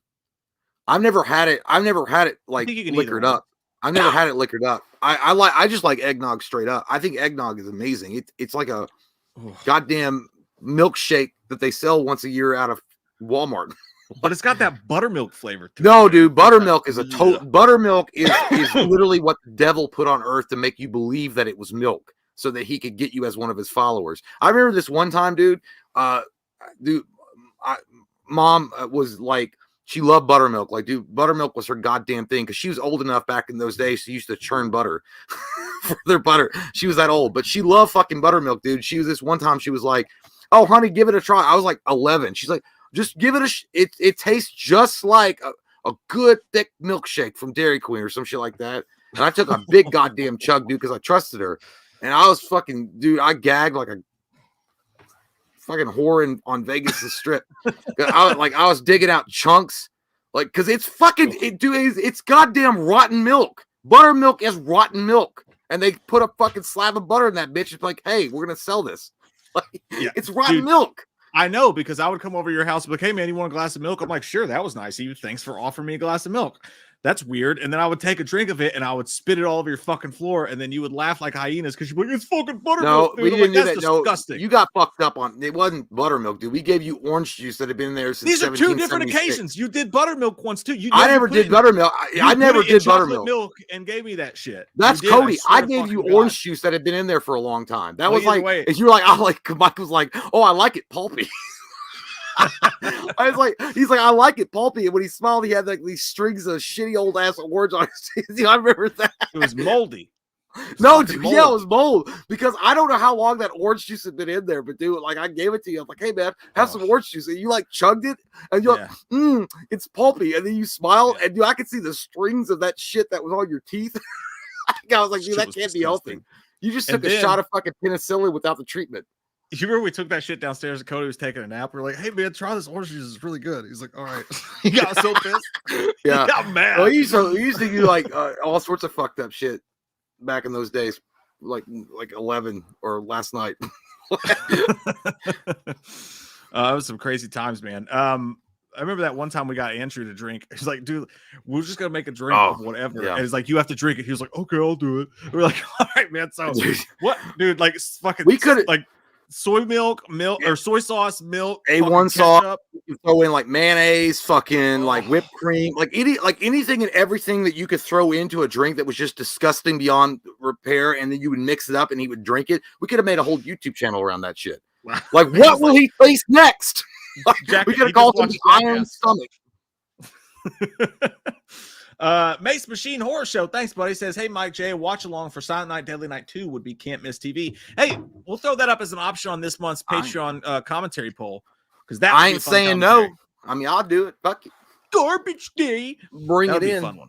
I'm gonna add that to the list. I'll put that, by the way, Patreons. I'll put that poll up this week. We'll pick a nice Christmas horror good time. Fuck Yeah, the around. only time that I ever regretted anybody asking us to do anything, and I was like, because I didn't know anything about it, and we watched it. I'm like, what the fuck is going on? Because I was pissed. Was that Thanksgiving movie?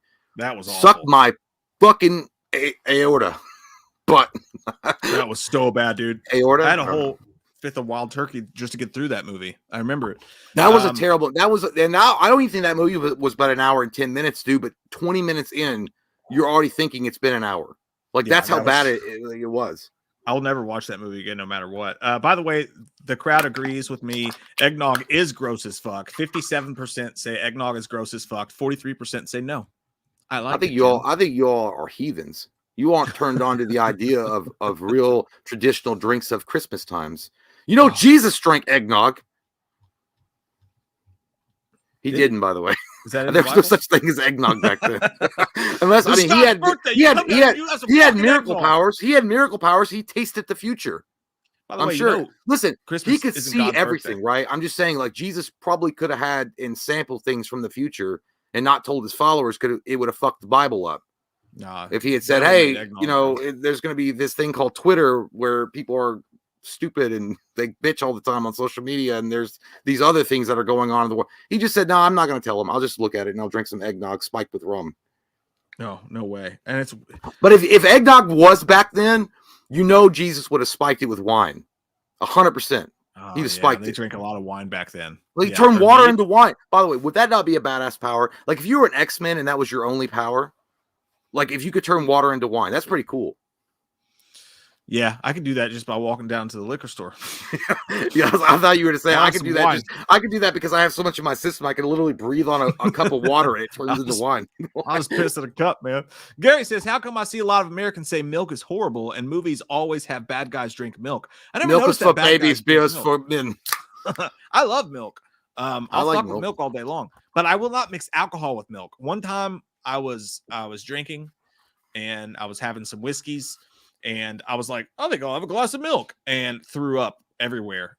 Milk and alcohol are disgusting mix. Yeah, you can't do that. Like, especially if you like wake up and you're hungover and you like want something cool and refreshing, and you run downstairs and you're like, you open the fridge up and like a shining beacon from the sun, you see that half gallon of milk and you're like, oh damn, that's gonna taste good as fuck. And then you chug it out of the fucking carton because you don't give a shit because you're a caveman. And then your stomach says rebellion. Like, dude, it's instant. Like, I mean, dude, it's not instant. Like, you'll drink it and it feels so fucking good because it's cool, refreshing, and then it finally gets you that thirst. And then you'll die. And then like 5 minutes later, yeah, because then you hear your brain like, well, bye. Like it's over for you. That shit does not. But I love, but no, milk is good, dude. I always like that 2% though. Yeah, I gotta go 2% or even lower. Like whole milk's a little gross. That's a little thick. It's way too thick. Like it's just too thick. All right. Maybe I'll give eggnog another try. Calm your thickness down here. All right, calm your thickness down. I'm new to this. Don't come at me with your thickness. Let's start small. That's too much. Gotta inch it in little bit by bit. Dan Murphy said regular eggnog is gross. Try Spanish eggnog. It's rum and coconut. Rum and coconut. Mucho milk. delicioso. Mucho fuck yourself. I like regular eggnog. I mean Spanish eggnog with rum and coconut milk. I like coconut flavor. I don't know if I like coconut milk.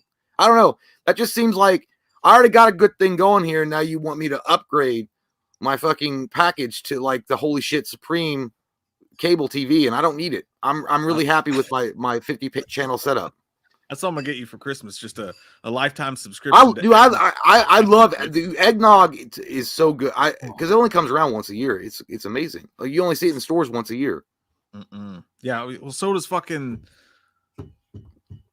Don't say the McRib because it's never coming back. Yeah, the McRib. It's never coming back. It's over now. I said the summer solstice. Michael Myers said it before. I hope you two have a wonderful Christmas. Thank you for everything. Can I get a goddamn you, Michael, and fitness advice from Marky Mark? Yeah, go ahead. Give your fitness advice. what you gotta do when you're in your car on your way to pick up your kids, you gotta have 4 turkey burgers. Okay, have 4 turkey burgers every time you get in your vehicle. Just stash them inside of your little pocket, your fucking RAV4 that you be pushing to work every day in the fucking snow. Because I know you're poor, you're not like me. You don't star in the movies. I'm a Christian man though. That's all right. I feel bad for you. I will donate to your favorite charity. But listen, eat 4 turkey burgers every time you get in your fucking car. Go downstairs in your basement, hit a couple golf balls. Tell your wife that you're reading the Bible, and then do some fucking sit-ups. Do some sit-ups. That way, maybe you fit in your fucking suit next time, Donnie. Or maybe actually you should fucking eat more, Donnie. You should put some beef on them bones, Donnie, because your suit in Saw 2 fits like shit. I don't know where I was trying to go with that one, but his suit is too big for him in Saw. Well, he's an alcoholic. 3? Like, yeah, yeah, he looks like he's a straight up well, he's not really, but he does look like he's an alcoholic. Maybe he is. Oh, I don't know. Because I think he lost custody of his kid. Yeah. Really? To Jane McCarthy of all people? In the movie.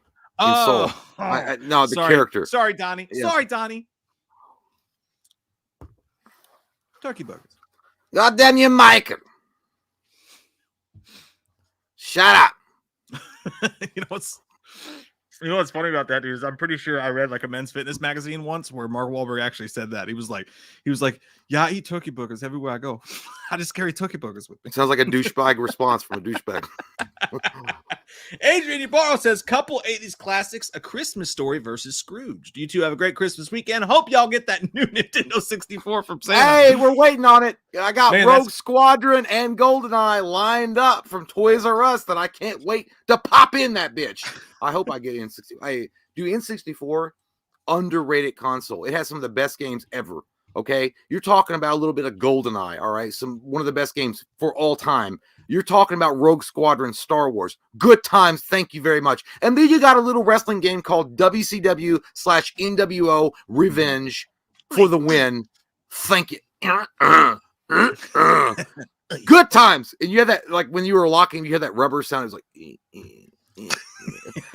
good times. But yeah, man, Christmas Story versus Scrooge. Well, we already did a Scrooged versus, but I mean, I would still, I like Christmas Story, but do they play it so often and so much? I don't care. I don't. Hey, I would probably pick Scrooge any day of the week. I'm gonna go Christmas Story just because, again, as I said before, I'm not a Scrooge guy, but Christmas Story does creep me out. Now, I used to watch it all the time as a kid, but now when I look back, I don't want to watch it because it's super fucking depressing. There's something really creepy about that kid, especially now that he's a grown man. They did that sequel, and he looks just like he did as a kid, and I like the sequel. The sequel's good. When he's in the bathroom and he's like, "Oh yeah, I got the decoder ring. Oh yeah." And I'm like, "What? Stop being fucking weird, kid." And then the slide, that movie just gives me the willies, dude. It sounds like a lawyer defending Amber Heard. Like they're really trying to figure out how to fucking win this case. They don't know. They got to jack off in the goddamn bathroom, and they're like, "Oh shit, I can win this fucking case if I can just burst one out." You know what? The thing is though, Christmas Story 2, I didn't like it. The first part of that, it's boring. It gets better as it goes. It actually isn't a bad movie. I enjoyed it. But yeah, I can see that A Christmas Story does kind of lend itself. If you look at it, like if you wanted to be twisted in the brain, you could look at it like Ralphie is a fucking serial killer. Like this is the beginnings of a serial killer, almost like The House That Jack Built. It's like the prequel to The House That Jack Built. Like maybe this is how I grew up, and you could throw in some like horror elements to that and change that whole fucking scope of that movie. But yeah, it's dark, dude. It's really there's dark parts to it, but the end it turns out okay. But flipping it back around real quick, I just want to talk a little bit about the Nintendo 64 because you're absolutely fucking right. That was a good time to be alive. That was a great time. Nintendo 64, like it changed the game. Right, and people did get it for Christmas, right? You got it for Christmas. You got that beautiful fucking weird ass. It's like having a cock and then a side cock in your hand trying to fucking play it. But it produced the greatest video game of all time, probably, in GoldenEye. So many like GoldenEye was a game you could play as a kid, you could play it as a teenager, you could play it as a college student with your friends, just getting trashed. They had NFL QB Club '94. Don't know. Favre on the cover. But we used to sit around. It was funny because in Cody's room, I'm pretty sure they had the PlayStation. And in your room, I had PlayStation. 64. No, I had the PS before Cody. Okay, well, either way, he didn't have the Nintendo 64 in his room, so we would go to your room to play the Nintendo 64, and we would play Duke Nukem. We play the fuck out of Duke Nukem because you could 1v1 each other. Yeah, dude, you could 1v1 each other, and like on the stadium. It was pre-Halo. Yeah, you go in the stadium, and they have the bazookas and all that shit like that. Those are great times, man. fucking love the Nintendo 64, dude. It was always I funny really because do. you play that shit split screen, like, stop looking at my screen, dude. Like, that's where you know where I am. It's like, dude, I swear to God, I'm not looking at your screen. But dead serious, how fucking good was goddamn GoldenEye, man? Like, oh my God. It's still heralded as one of the best video games of all time for good reason, because it introduced a new level of gaming that no one had seen before, where it's like this competitive head-to-head shooter game with your friends. And I mean, it was just really fun, dude. But by the way, as far as system, N64 wasn't like, I don't think it was ahead of its time, because it was already like, it was already up there. Like a Super Nintendo, it was like a gradual graduation from the Super Nintendo. The system that I think was ahead of its time, 1001% plus, was Dreamcast. And Mike had a Dreamcast. We never got a Dreamcast. So Dreamcast, Sega's Dreamcast, was way ahead of its time. Way ahead of its time. It's a great system, man. I wish Sega had stuck around, man, because Dreamcast was all right. Dreamcast it had like, they had Randy Moss on the cover. I wanted it for the NFL game and I bought it. Never worked right. Always crashed. Could never really play it. So it was a piece of shit system, but like, it had some great ideas. No, I mean, but it worked though. It just didn't have the support for it. Yeah, it never worked good enough. But let me show you this real quick, by the way. I figured out how to do this, I think, with sharing the system audio. Okay. Dude, this will make you laugh. This dude right here. This dude looks like he just got mad that they weren't accepting his coupons for CVS because they're expired. He kind of looks like Damien Maffei. Yeah, kind of. He kind of has this. Listen. And video game from the Nintendo 64. Not looking for anything too crazy. What do you think about this?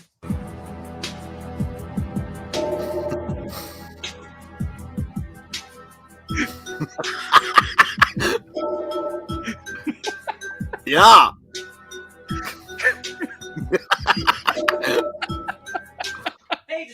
Hey, that's that's how you felt.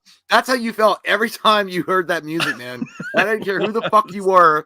Even if you weren't a fan of James Bond, but you heard that music, everybody would get diggity dog down with that sound, because they'd be like, "Oh man, shit, that's some good shit, man. That brings you in." Like for me, it's reminiscent of like old school Halo when you heard that. Oh, the music, and it kicks in, and then like, dude, it gets you flowing like no other game. Like, I mean, you could have your Call of Duties, and you could have your Fort Farts, but you're never gonna have those type of feelings, man. Halo and GoldenEye, you're just not gonna do it. Dude, Kyle Green of all people sent me that, because we used to play all the time back in the day. We would play that and Madden so fucking much that I would go to sleep at like 4 a.m. and have to be at school the next day and dream about playing fucking GoldenEye in my head. But yeah, dude, that fucking pause music went hard as shit. That was adventures. That was adventures. That was like going to a Disney ride without having to pay for it. You're like, oh, there's like something really exciting going on, that I'm going to go through this tunnel and see something I've never seen before. Yeah, dude. And dude, it's cool, man. I love that music. Follow-ups. How, like, every fucking Bond game that came out, you were like, oh, it's going to be a banger. Here we fucking go. And we all rented it, probably from Video Selection, for like 3 nights. We're like, this shit sucks ass. Dude, they never made another good one. What they captured with the first one, if they had just kept that like set up and what they had going for them, dude, it would be a banger. I'm Dave McRae here. It would have been a banger forever. Spot on, yeah. It would have been like a spot on or banger. I don't know. I can't remember, but it would have been forever. But dude, I think what happened with the James Bond series is they wanted to go with like with the Hitman franchise, and that does make sense. Like if they styled it after Hitman, yeah, where you have to hide bodies and shit like that, it'd be secretive. By the way, Hitman's fucking awesome. I'd be like down with that, but they never really. They already established. I hate when video game companies do that, dude. You already hit gold with what you had, right? With Halo 3, for example, Halo 2, Halo 3, even Halo Reach to an extent, and then you change everything for bullshit, and then you lose fans, and you wonder why. Because I was like, you're changing things for no reason. Halo Reach was me and Mike got good at that, and that's how we actually, through a long about way, started this channel. But still, nonetheless, Halo 3 was perfect. It was competitive. It was hard. not all the time, but it was hard, and it was like you had to like, get good at the game to get up in rank. And yeah, it was challenging, man. But then they were like, oh, we're going to introduce Social Slayer, and then it doesn't really matter. The ranking doesn't matter. As soon as they took that out, they took the competitive edge out. I think they lost a lot of people. And then Halo Reach was the final straw. Yeah, it never. That's another game that just never had the same feel after the first one did. The first one was so fucking great, and they could never fucking capture, what was so great about it afterwards. Yeah. But, dude, Courtney's absolutely 100% right. That's the WCW best, versus man. NWO Revenge was That's what I'm fucking saying. That's what I said. If you're gonna pick 3 of the best games to ever, maybe the best 4 games to ever appear on the N64, for me, it's going to be Rogue Squadron Star Wars. It's going to be WCW versus NWO Revenge. WCW World Tour was not that good, but the Revenge Monday Night Nitro on PS2 was fucking dope. That was a yeah, great but one. not on N64 because they didn't have because they were trying to get it graphical on the PS. But and then GoldenEye, and then Duke Nukem 64. Like Mike was saying, I would even throw Quake in there. I think it was. I don't know which Quake it was, but yeah, dude, you could not computer game, but yeah, and yeah, dude. Like when I played that, I never got that for Christmas. I never was able to get WCW versus NWO Revenge. I always wanted that. That was the best one, hands down, 100%. Let's not talk about it. Let's move on and have coffee together and talk about how I'm right, because WCW NWO Revenge is the best. I got for Christmas, and bless them, they got me one of them. They got me the first one, the one that came before Revenge, which was still a fun game, but you could tell when you played that game, it was like the beta for Revenge. Like, because everything that they did in that first game, and I can't remember WCW World Tour or something, I don't remember what it was called. That was like the beta for what they eventually did with Revenge. Dude, I always used to play Ultimo Dragon because Ultimo Dragon was badass in that fucking game. You could whoop some ass with Ultimo Dragon. Dude, best Christmas present ever. All right. Like, if you had to pick one best Christmas present ever, my favorite is there's 2, but since we're on the topic of video games, I'll say both. My favorite was the first time I ever got sports cards for Christmas. There was this one big gift under the fucking tree, right? And it was like this thick, and it was like that fucking tall. And the whole time it sat under the tree, I was like, what is that? I have no idea what that is. And my dad still is an avid Sam's Club shopper. And it was the first time I ever got cards. I got the holy shit fucking package of cards. Now they were all pieces of shit. They were baseball cards. Were they candy cane baseball cards? I'm getting no. I'm getting to that. It was this huge thing. It was like, dude, it was like 50 fucking packs of cards. I mean, it was huge. It was the holy shit motherload of cards.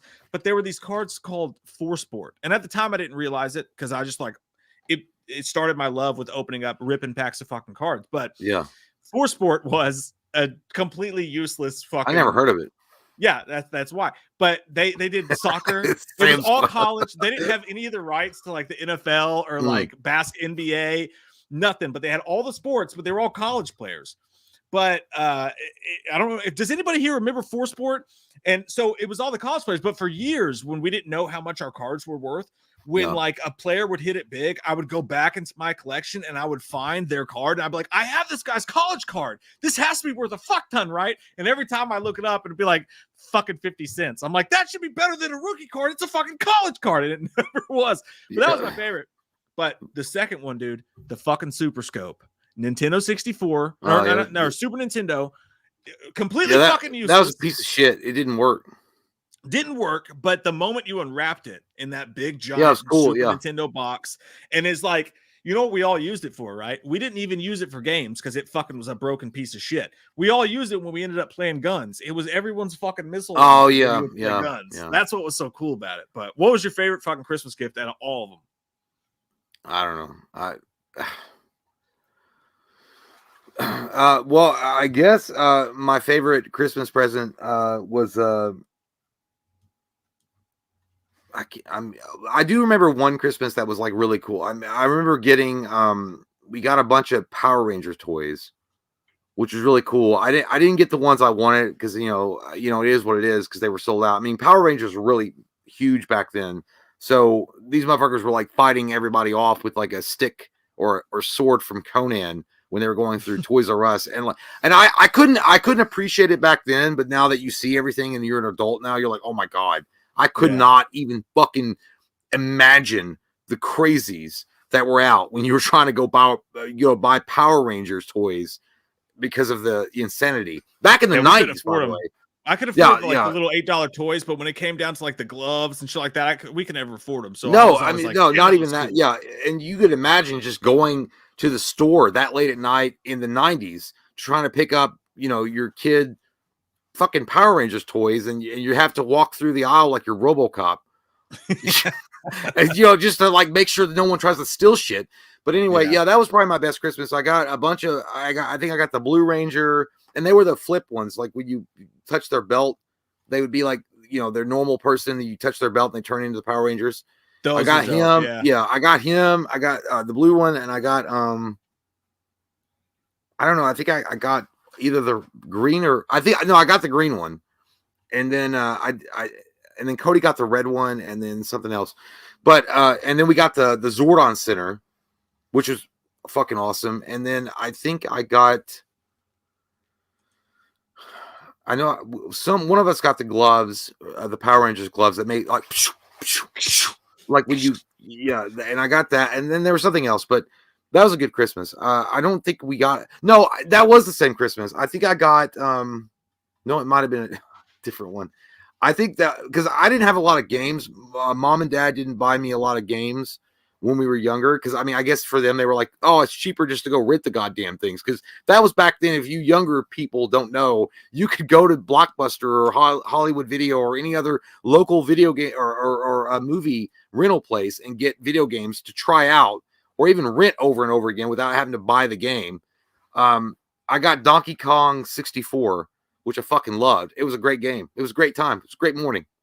Yeah, I never liked Donkey Kong, but that was a big one on there too. I'm trying to think of like that. Man, N64 it had some bangers. Those are great fucking times, my favorite. Well, other than what I mentioned, Ocarina of Time with Link, Zelda, fucking played the shit out of that. Mario Kart was fucking rad on Mario Kart was fun for sure. But the games that I owned, I literally had like 4 games for the N64, like, which I know it's so alien for younger people to even understand that. Gary's with us too. Yeah. Well, it's so funny because like people don't understand that. Back in the day, it was easier to just go rent the fucking game, right? It was cheaper. Well, maybe it wasn't over if you were going to rent the same game over and over again, but that's how people did things different, man. Like it was just a different time. It's fun. You go out and rent a game, you rent it for a week, have a good time with it, and then put it back and maybe get something else off the shelf when I don't know.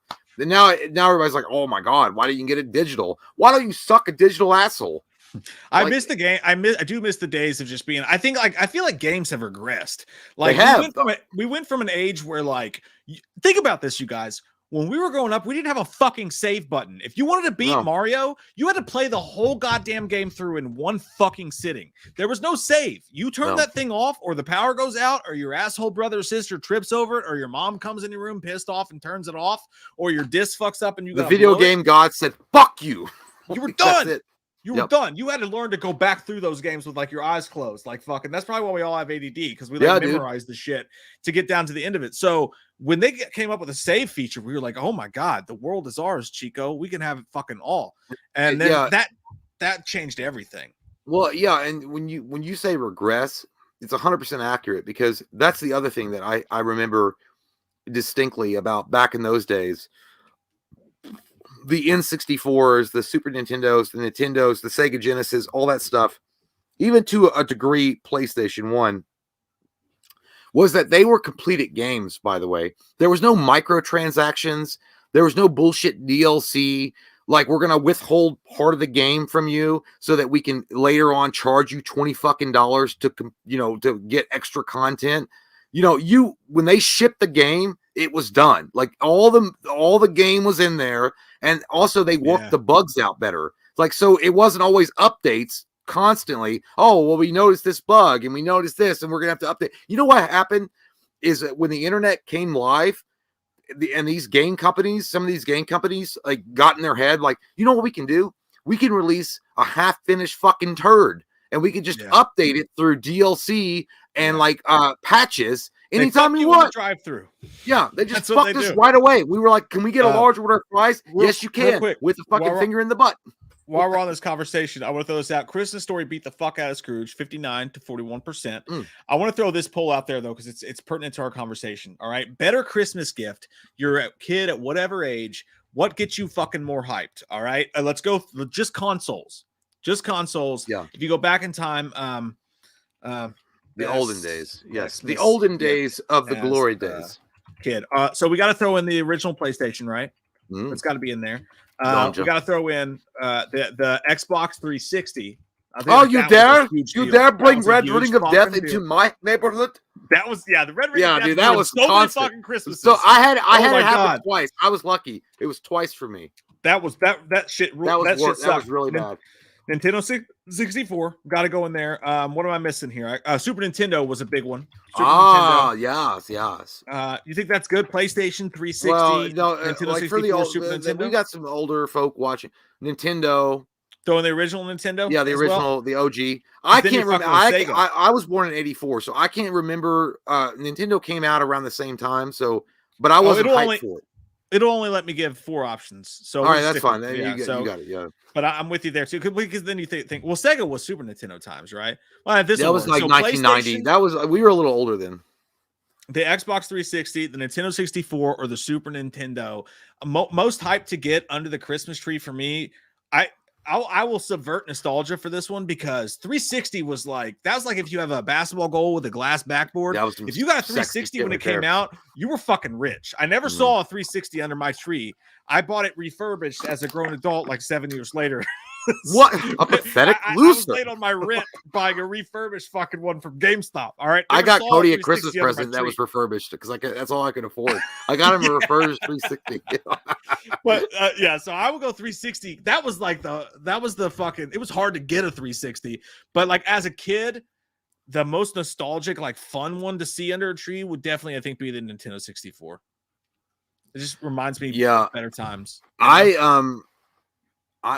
don't remember. I know I don't remember when we got the N64, and I'm sure it was for Christmas. I'm almost positive it was for Christmas, but I can't remember it. What I do remember the most, and to this day, I think it's the best thing like ever, even though it was kind of shitty in the way that it happened. I remember the Super Nintendo Christmas that we had, because Cody and I, my brother, had been playing a lot of Nintendo, like Punch Out and the regular Mario 2, Mario 3, and Double Dragon and all that shit. We rented all that shit all the time at the rental spot, which was ours, was Video Selection. And then I remember one Christmas that Mom or Dad, I guess we had mentioned it, we wanted a Super Nintendo, and our uncles had gone and got it for us. Because my mom and dad weren't gonna we're not gonna go out and shop for them. They were like Martha and Bruce Wayne. We're not gonna go out and shop for them. We're gonna send our sons to go do that. Now, honey, tell me what you want. Yes, that was pretty much. We made a list, and they took it and they did their thing. This was before the internet. Like, we couldn't text message people. This was like you had to write your fucking list out on a piece of paper and then give it to your mom or dad, and then hope to God they got what you wanted. And if you didn't explain it perfectly, you're fucked. Yeah, if you couldn't spell, they're gonna give you some shit that's like fucking half-ass bullshit from Japan, and you don't know what the fuck you're playing. But anyway, I remember where I used to live, there was a basement where the main TV was, and it was around Christmas, and I could hear my uncles down there playing the Super Nintendo, because they were playing Super Mario World, which came with the Super Nintendo when you bought it, because it came with the game, and I could hear it. And then I went and I told Mom, and I was like, are they playing? And she's like, oh, honey, they're testing the system out. Like, that's what they told her. They said they were testing the system out. Because those motherfuckers were tasked with buying us, my brother and I, the game system. That was their job, and they decided to go downstairs to test it by hooking it up to the TV and opening it. Oh yeah. So but that was a great Christmas, because I remember getting the console, and they didn't just get us the Mario World that came with it. They also got a Super Punch Out. They bought Super Punch Out with the console, and dude, that was my favorite. Like that was amazing. And I was the older brother, so I got the fucking console in my room. My room is where it went tonight. And then Cody and I played it, but he got something else. I think Cody got like some. Hey, let's play. You're like, no. Well, no, but Cody got like some Kiss shit. Like Cody was happy. He got like some Kiss albums or Kiss CDs. Cody got really fucking shitty into the deal because he got the Kiss figures from McFarlane, which was cool. But he also got the no, that was in 2000. But he also got like the Kiss solo albums. And I'm like, dude, shock me, make me feel better. Yeah, I remember that, dude, because you go over his house and he'd be like, let me show you what I've done with my stereo system. And he'd be like, I read about this because we didn't have the internet then. He was like, so-and-so he's like, Mark or somebody told me how to do this. He would take the speakers and he would rip off the edge of the little wires and like rip them off. And then he would mix them together. And he'd be like, now this gives you double the bass. And he would mix it together. And then he would put in like the Kiss album or whatever. And then play it really loud. He'd be like, you see the bass? Like, yeah, dude, can we just go play basketball? You know what? The worst thing about him, dude, is like, I remember he used to stack fucking shoe boxes because Cody was upset. Well, yeah, he would make a drum set out of his old shoe boxes because he was obsessed with drums and shit. And that was so, he's like, dude, listen to this. I'm like, dude, it's fucking shoe boxes, bro. Like, you're banging on shoe boxes. And but hey, Cody, he got good at the drums, man. Like he was gifted because I mean he was playing that shit in his fucking closet, dude, on shoe boxes. Yeah, and I'm like, if that goddamn guy ain't fucking like Hulk Hogan wrestling in fucking like -degree weather, I don't know what is. He should have been the next fucking like the greatest fucking drummer of all time. Funny Christmas story at Mama and Cody too, dude. By the way, one time I went over your old house and Cody's fucking dick, dude. He was sitting there. I walk into his bedroom and Mom walks in. She's like, "Now, honey, I got you some Christmas presents." And I was like, "Thanks, Mom." And Cody stood there and he fucking watched, dude. She just went to Goodies and like grabbed some shit, just whatever. She probably got you Drakkar Noir cologne. No, it was just clothes, but like there was a pile of clothes sitting on the end of Cody's bed, and Cody stood there. He just watched and fucking smiled at me because he knew how uncomfortable it made me. Because Mama was like, "Now there you go," and I picked up, and it was a post office shirt. It said U.S. Post Office in a circle, and I was it was like one of those it was probably cheeky. Yeah. It was like that, and it was like Wrangler jeans or something. Like it was just like some random jeans. That's not Goodies, man. That's fucking Walmart. Yeah, but I was like, "Thank you, Mom." And Cody's sitting there going, "You fucking stupid idiot." He was like laughing at me for like being like. That's always that's always the worst because you don't know how to react to that. I mean, I don't know. I know. I hate that shirt lasted forever, dude. When we were like 10 years I know. later, I remember. We were in a band. Cody wore that on stage. Yeah, I know. I remember seeing it. Well, here's the thing about the dude. Like, I mean, it's the worst when you're getting something from like somebody that's not your family. It's the fucking worst, dude. Because you don't dude. I remember Christmases where I've gotten like this one time, dude. I got a Lord of the Rings board game. Because I had mentioned that I like Lord of the in-laws. And I had mentioned that I liked Lord of the Rings. And they got me a fucking like board game. And I was like, I don't want to play the goddamn board game. I don't even like board games. And like, oh, and then I had to be like, oh wow, I've been looking at this, right? I've been on Google like researching this. I didn't even know.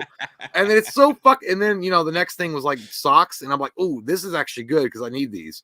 But the weird thing is, you get those like off kilter presents, and you don't know how to react. Oh, dude, it's the fucking worst. I got a banger for you for those though. I have a fucking crazy ass story for that. I got to pee really bad though, so I'll be right back. Where are we at? Let me do the poll real quick before I go. So this is probably the best poll we had all night, by the way. Best Xmas gift as a kid: PlayStation, Xbox 360, Nintendo 64, or Super Nintendo. PlayStation wins 36%. I like it. Shocker. Nintendo 64, 29%, Xbox 360, 18%, Super Nintendo, 17%. My grandma, rest in peace, got me my first PlayStation. And I'll never forget, dude, I took it home from West Virginia and I plugged it in, and I didn't have any games. So but it came with a demo disc. This is back before they I remember those, your pants down and butt fucked you for every time they could get. It came with a demo disc for poor kids. It was like you could just play like I know it's like the new you shopped at Big Lots. So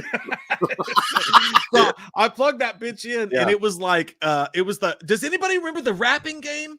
It was a rapper. It was a little. It was like Pappas the rapper. Oh, was it a cartoon character? Yeah, it was a little cartoon character, and he would Oh, like yeah. rap to you on the Yeah. PlayStation on like the demo disc that you got. I Mhm. fucking played that thing for hours and never bought the actual game. Someone tell me what the name of that fucking No, I know what you're game talking. was. I don't think anybody bought that game. I think that's why they put it on the fucking demo disc because you had to fucking play it. I was like, check out these graphics to nobody. Dude, yeah, I really- remember my first PlayStation, dude. I love. Palapa the rapper. Yes, Dante. Palapa Yes, the that's rapper. it. Yeah, yep, that's it. Yeah, PlayStation was awesome, man. I remember my first one. I got Final Fantasy 7 and Resident Evil 1. But I bought Final Fantasy 7 on a suggestion from a kid in high school, and then I rented Resident Evil 1 and I wind up buying that one. But those are my two favorite memories of PS1. But goddamn, those are good ass. That's a great system. I remember watching you play Resident Evil. Dude, the game I played most on PlayStation. This actually was central to my love of football that I have today. It was right around that time, right, where I watched my first football game of all time and fell in love with the Packers. And game day, I think 96. I think it was game day 96. Yeah. I played as the Ravens all the time for some reason because they had Todd Heap. And I sucked ass at game day, but the intro to the game when you turned it on was like all the hard hits in the NFL. And today they would never do this because of all the CTE and shit. But if you watch that intro to that game, it was just people getting nailed in the fucking head. And then you play the game. They should keep that. That gets you going. It was, dude, it got me psyched. It got me fucking hyped. And I would play it, and I would always play as the Ravens because I could only do one play, but it was without fail, it would work. It was Todd Heap running the stick route. Hit him on that fucking thing. It was 8 yards every time. But I sucked ass at the game. Couldn't beat the computer on rookie mode. But that's how I learned about football, was playing that fucking game. God damn, I didn't expect that nostalgia to flow out of my body. Yeah, like that. CTE should stand for, in the beginning of that game, change the end if you're losing. Change the end. Change the end. Change the end. Really, did you just come up with that on the spot? I just came up with it. That was impressive. I'm not going to lie to you. All right, I'll be right back. Yeah, I know. I watched a couple of Keanu Reeves movies, and I got like inspired. That's so stupid. I don't know. I guess we didn't have any. Okay, so no super chat, so I'm good. Okay, we ain't got to catch up. I could talk to you all lives for a minute. Yeah, man. Wash your hands. I do, Tomo Wagato. I do with toilet water every time. I promise you that. I also put a little Dove in that. Dove shampoo. Okay. Blu-ray Addict says, Jay, you caught up on Tulsa King. I have not caught up on Tulsa King. You know what, guys? I'm just going to be honest with you. All right. I've gone full geek ass. Like, all right. I've been hanging out at the library, glasses on. I've been playing Civilization 6 on Xbox. Okay. Fuck me. All right. Sue me. I love that game. It's hard as hell, but I like that shit. I've been playing Civilization 6. Sid Meier's Civ 6. I quite enjoy. I still love Ghostbusters Spirits Unleashed, but I'm waiting on after January because they're supposed to do like an update and they're going to give like some free DLC, hopefully some new maps, which I know that's coming, and I'll jump back into that. I prestiged in Ghostbusters Spirits Unleashed, which shows you how much of a geek I am because you have to get to level 100 to do it. But right now I've been playing Sid Meier's Civ 6. Michael Parton says, Jay, which Sega console do you prefer, Saturn or Dreamcast? I mean, personally, for me, I've always been a fan of the classics. Okay, let's hear it for Rolling Stone Situations. I like Genesis. I like Genesis. I never owned a Genesis. I was envious of people that did own it. My real dad owned one, and when I would go visit him, I would play. I played Alien 3, I think, and then there was like a naval game, and then Sonic, obviously, and Sonic 2, and obviously the graphics were heads and tails above SNES, but I like the charm wasn't there. I mean, Sonic was fun, but I just didn't like have a connection with it like I did with N64. Colton says, did you like GameCube? Yeah, I missed the boat on the GameCube because after the N64, I moved on to PlayStation, so I didn't have a GameCube. It wasn't until years later, and you know what made me fucking viciously envious and mad about GameCube owners is that they did Resident Evil 0. Excuse me, I'm sorry, I burped a little bit and it burned my throat, but I did it, and I'm telling you. But they did Resident Evil 0, which was a prequel to Resident Evil with Rebecca Chambers, and I can't remember the dude. And then they did the remake for Resident Evil 1, and I'm like, fuck, dude. I wish I had GameCube, but that, like, I was always so envious. It wasn't until years later that I got a chance to play those games on GameCube. I bought a GameCube at a GameStop or something that was used or whatever, and that was before. I know that they've released it on Xbox and stuff like that, but this was before that. So, Chat Power says Halo 2 changed gaming forever. It did. Courtney, Jay, did you play Olay Resident Evil 5 Biohazard? I don't know. I played RE5. The thing about RE5, and it was really awesome to see Chris back. But it was so far removed. Like, I know they were going from RE4 where they weren't really fighting zombies anymore. This was like a disease, an STD. They weren't like trying to eat flesh. So in RE5 with Chris, I played it and I beat it, but I felt it was very weak. I feel like something happened with Resident Evil.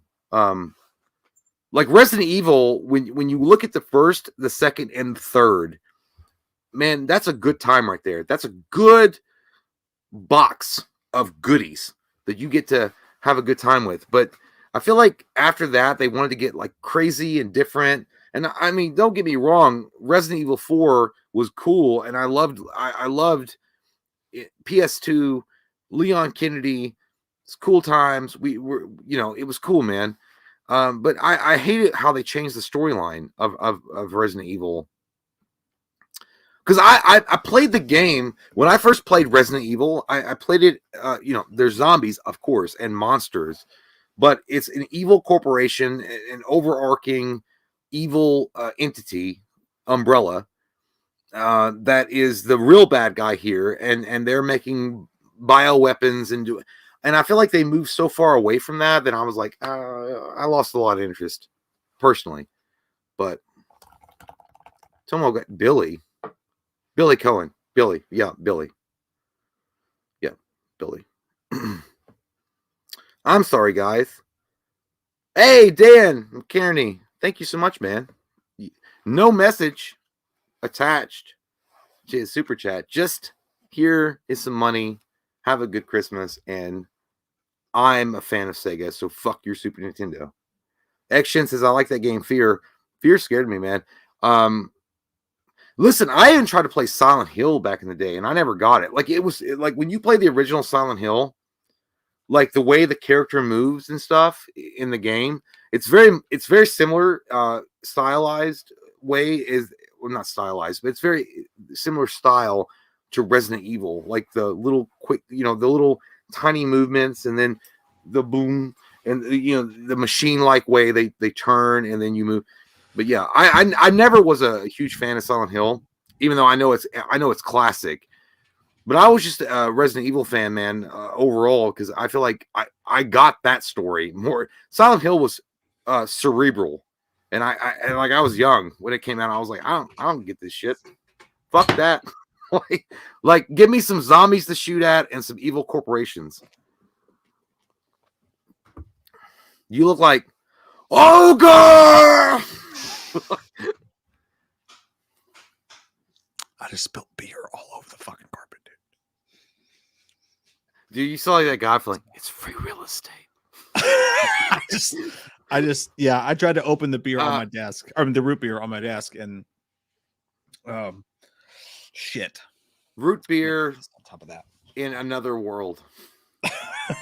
But no, yeah, there were some good questions here. I got the super chat that came in. There was no message attached to it. He was just like, "Here's some money, fuck it, have a good Christmas." I like Thanks, that, man. Yeah, good We good appreciate times. that. There Whew. good discussions going on here.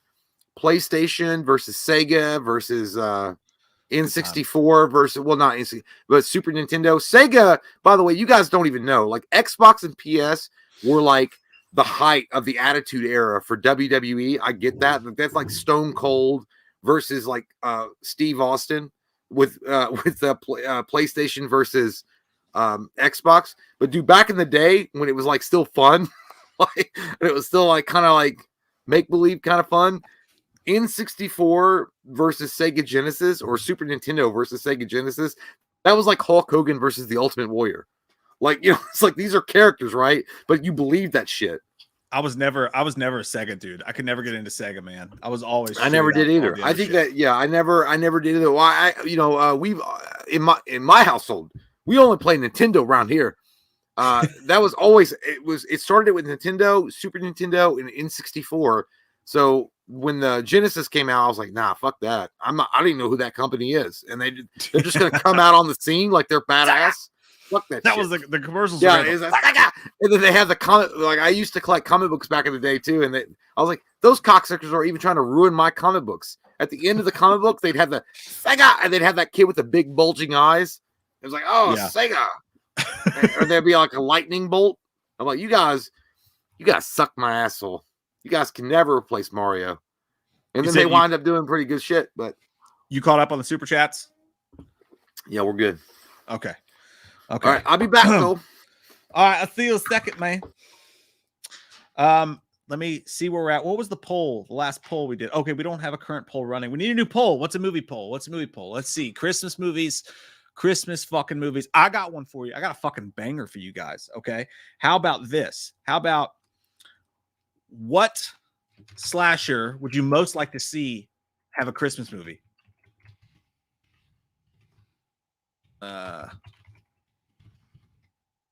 So Halloween, right? Friday the 13th, Nightmare on Elm Street, or who?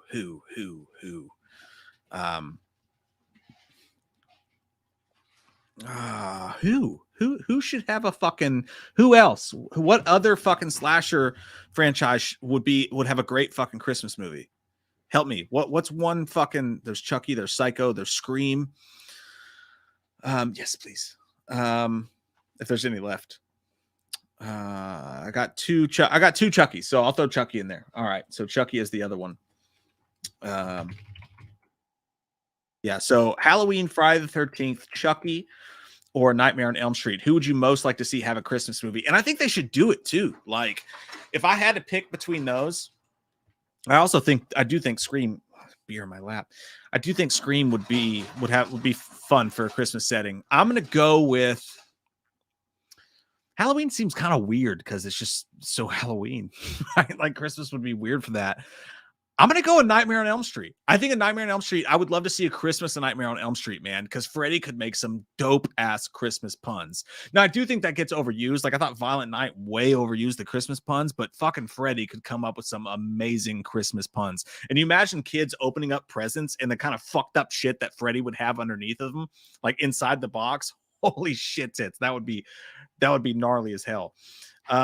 While you guys are voting on that, Creasefold said Driver and Siphon Filter were my PS1 goats. Dude, Siphon Filter, I don't remember Driver, but Siphon Filter was a game. That was a great fucking game. I forgot all about that, man. That was a gnarly game. That was a fun one. Twisted Metal was also great on the PS and the PS2. Max Payne was an amazing PS2 game. I think that was out during Manhunt was a great PS game. They had some fucking bangers, dude. They really did. Let's see here. I know I saw somebody's in there. Dan McCartney. Thanks, buddy. Appreciate that. Says, hey, Mike J, just had my birthday a few days ago. I'm 32. Make it stop. LOL. Just thank you, baby. I just want to say I love your guys' videos. You crack me up. Can Loomis wish me a happy birthday? I will have Jay do that when he comes back for sure. If I forget, someone yell at me in the chat and don't let me forget. But happy fucking birthday, Dan. That's awesome, man. You know, I feel so bad for people who have holiday birthdays. I really do. Like Christmas birthdays, whatever. My wife's birthday is New Year's Eve. And I don't feel bad for her necessarily because we always do something super fun. We always have super fun plans for New Year's Eve. But like, yeah, people who have holiday birthdays, man, I do feel for them. Because it just gets lost in all the mucky muck. Way up high in the mucky muck. Chad Power says, hey man, no more violent not slander. I'll bluck. I don't know what the fuck blucking is, but don't you fucking bluck around here. That movie kind of sucked. It was all right. It was fine, but I think it's overrated as shit. They throw in a little nostalgia, a little dirty words, and all of a sudden it's supposed to be a classic. Hey, we should have higher fucking standards. All right. The action in that movie kind of fucking blew. I know people won't like that, but that's how I feel. It just is, Steven. But dude, yeah, Gary, I'm with you, man. Max Payne is an underrated ass game. That game ruled. And it would have made for such a good, just straight up fucking detective sort of horror type movie. And they just really fucked it up. D Mitch is not like, I know too soon I get with the Victor Salva stuff and everything. And Jeepers Keepers has kind of been just thrown into the fucking dirt because of that disgusting piece of shit. But the Creeper in Christmas, A Creeper's Christmas, that's scary as shit. That's kind of fucked up. I like it. I do. I do like it. If nobody's seen Christmas Bloody Christmas, by the way, and you like I don't know, it just all depends on the characters. If you like Kevin Smith movies and like a lot of dialogue, Christmas Bloody Christmas is my pick of the year for sure. Those characters I thought were fun. They get all fucked up, they party, and then Terminator Santa Claus comes to get them. It just depends on if you like the characters, whether you're not like the movie or not. I thought they were awesome, so I thought that movie ruled. But Blu-ray Addict says, Mike got any drunk Christmas stories? I don't have any drunk Christmas stories. No, I do. I have a drunk Christmas story. So it's more New Year's. I think it was New Year's. I had two jobs at the time. It was right before I met my wife. I was working as a waiter at Logan's Roadhouse. And I was also working at Gauls. It's a place that sells shit to cops. It's like an Amazon before Amazon or whatever. I think they're still running. But I was working two jobs and I get off work and this huge Indian family comes in. And I sucked as a waiter. I was a fucking awful waiter. Like if I got a $5 tip, I was over the moon. And I was just too busy philandering and trying to sleep with everyone who worked at Logan's. But like, again, this is right before I met my wife. But like too busy partying and stuff like that. Was never a good waiter. But we go out one night after we got off shift and this huge Indian family comes in. They tipped me $50 because there was like 13 of them. It was probably a shitty tip for how much they spent, but it was a shit night. And I go out to the bars with my friends afterwards. And there's this place called Patch and Pub right across from Shamrock. So it's just a place we frequent. It's an awesome Irish bar. Anyways, everybody else has plans there. I got off late. So everybody's doing stuff and I'm sitting around drinking. And then I realize I don't have a fucking ride home. Like my ride bailed out on me or went somewhere or something like that. And this is not a good story because you shouldn't do this. But I didn't have too much to drink, but I probably had just a little bit too much to be driving. All right. I was very young. Do not drink and drive. It's not good. But I lived all the way in Winchester, which is about 40 minutes away from where I was, where I worked. And I called a couple of people trying to get a ride, couldn't. So I said, I'm going to drive. Mistake. Don't do it. But I leave. And, hang on. I leave and you drive out on this thing and there's this gigantic median in these two lanes. And the median's like that fucking tall. And I drove a 96 Jeep Sport. And I thought the turn was in a different place. So I just hit it going like 35 and just ran directly into the fucking median. About that tall. Just head on with my Jeep. Fucking popped up in the air. Turned left. I was like, oh my God, that was scary. Thank God everything's okay now. And I drive about 20 yards and I look in my rearview mirror and there is sparks flying out of the back. And again, I probably would have been okay if I got pulled over. I didn't have that much drink at all, but it was sketchy. And I see sparks flying out in the back of my Jeep and I go, oh my God, if I get pulled over, I am fucked right now. So I pull the car over at the water company and didn't have a cell phone and pulled over. It was dead or something. Pulled it over. Both my tires are completely flat in the back. I had to walk a half a mile back to the bar in the snow. It's pouring fucking snow to the bar, use a payphone to call a taxi. And then I'm very tired because, like I said, I was working 2 jobs at the time. It was like fucking 1:30 in the morning, and the taxi picks me up, and I'm like, "This is gonna be expensive as shit." I fell asleep in the taxi cab on the way home because it was a 40-minute drive to my house, and I wake up to the taxi driver. This old fat lady was like hitting me, and she was like, "Wake up, bro! I'm gonna call the police." I was like, "Oh fuck! I'm sorry. No." She's like, "You're here." I was like, "Thank you." The exact amount of the fare was the exact amount of money I made that night, including the $50 tip I got from the giant Indian family. Literally gave her everything I made that night, got out of the car, went inside, and then had to have somebody drive me back to my car the next day. It's not a fun Christmas story, but if you're going to go drink after work, have a ride home. And that's the lesson that we all learned from that night. You sound like Shawn Michaels. Like reliving, like, why he didn't really enjoy his time in the WWE. It was like $87.99 was the fare, and she didn't get a tip either. I don't have any drunk Christmas stories because I can't remember them.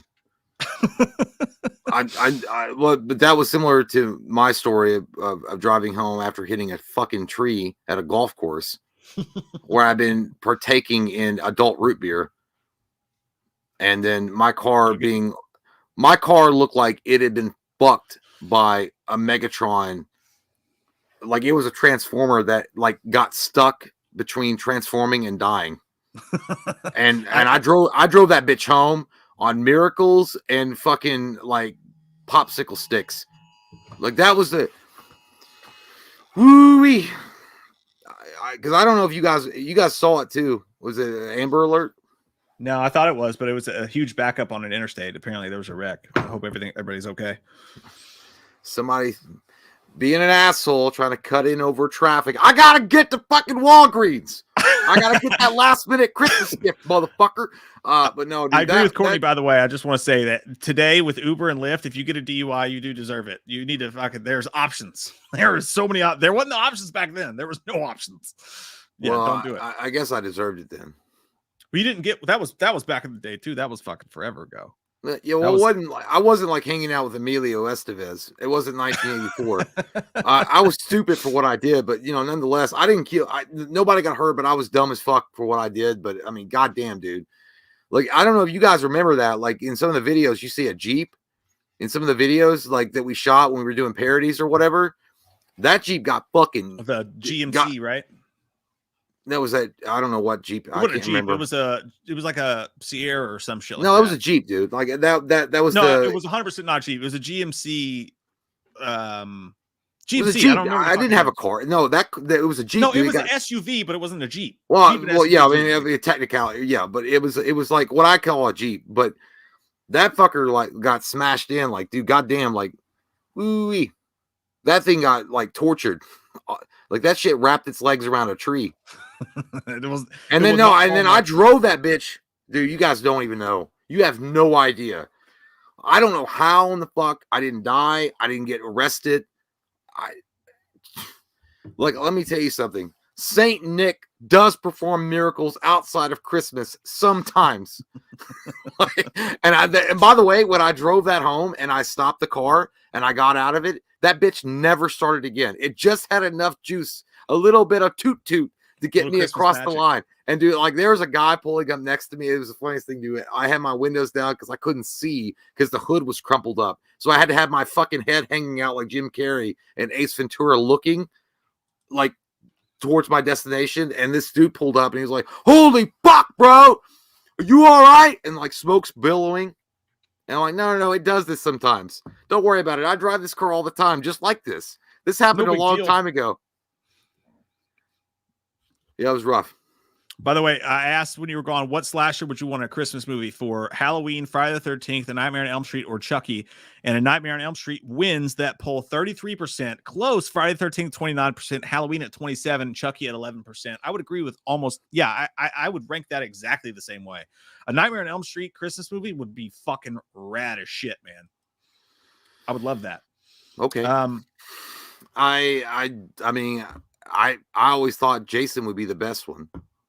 I mean, we always talked about how cool it would be to have a Friday the 13th set in snow, but I do love Nightmare on Elm Street. I don't know, but I feel like Nightmare on Elm Street is always like, you could put that in any season because it's not really related. Like Jason only comes out during the fucking summer. Like that's the whole fucking idea. Summer camp counselors get murdered and slaughtered.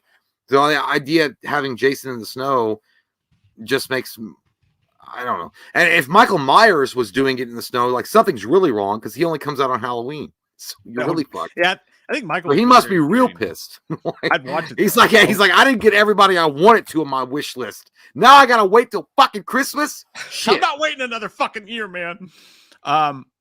Camp Blood Collections, thank you, my friend. Happy holidays to you as well. Says Christmas, Bloody Christmas for Silent Night 2012. I've not seen Silent Night 2012. I haven't seen either. I don't know what the fuck you just talked about, Ted. Like that's fun. I don't know what the fuck you just said, Ted.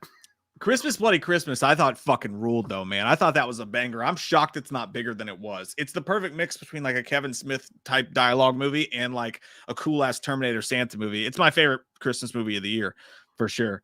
But shit, dude, I thought we were talking about like Batman Returns and shit. We do need a Batman Returns one. You throwing these Nolan Ryan's fucking curveballs. I don't know what. I couldn't see it coming. I'm gonna crowd the plate.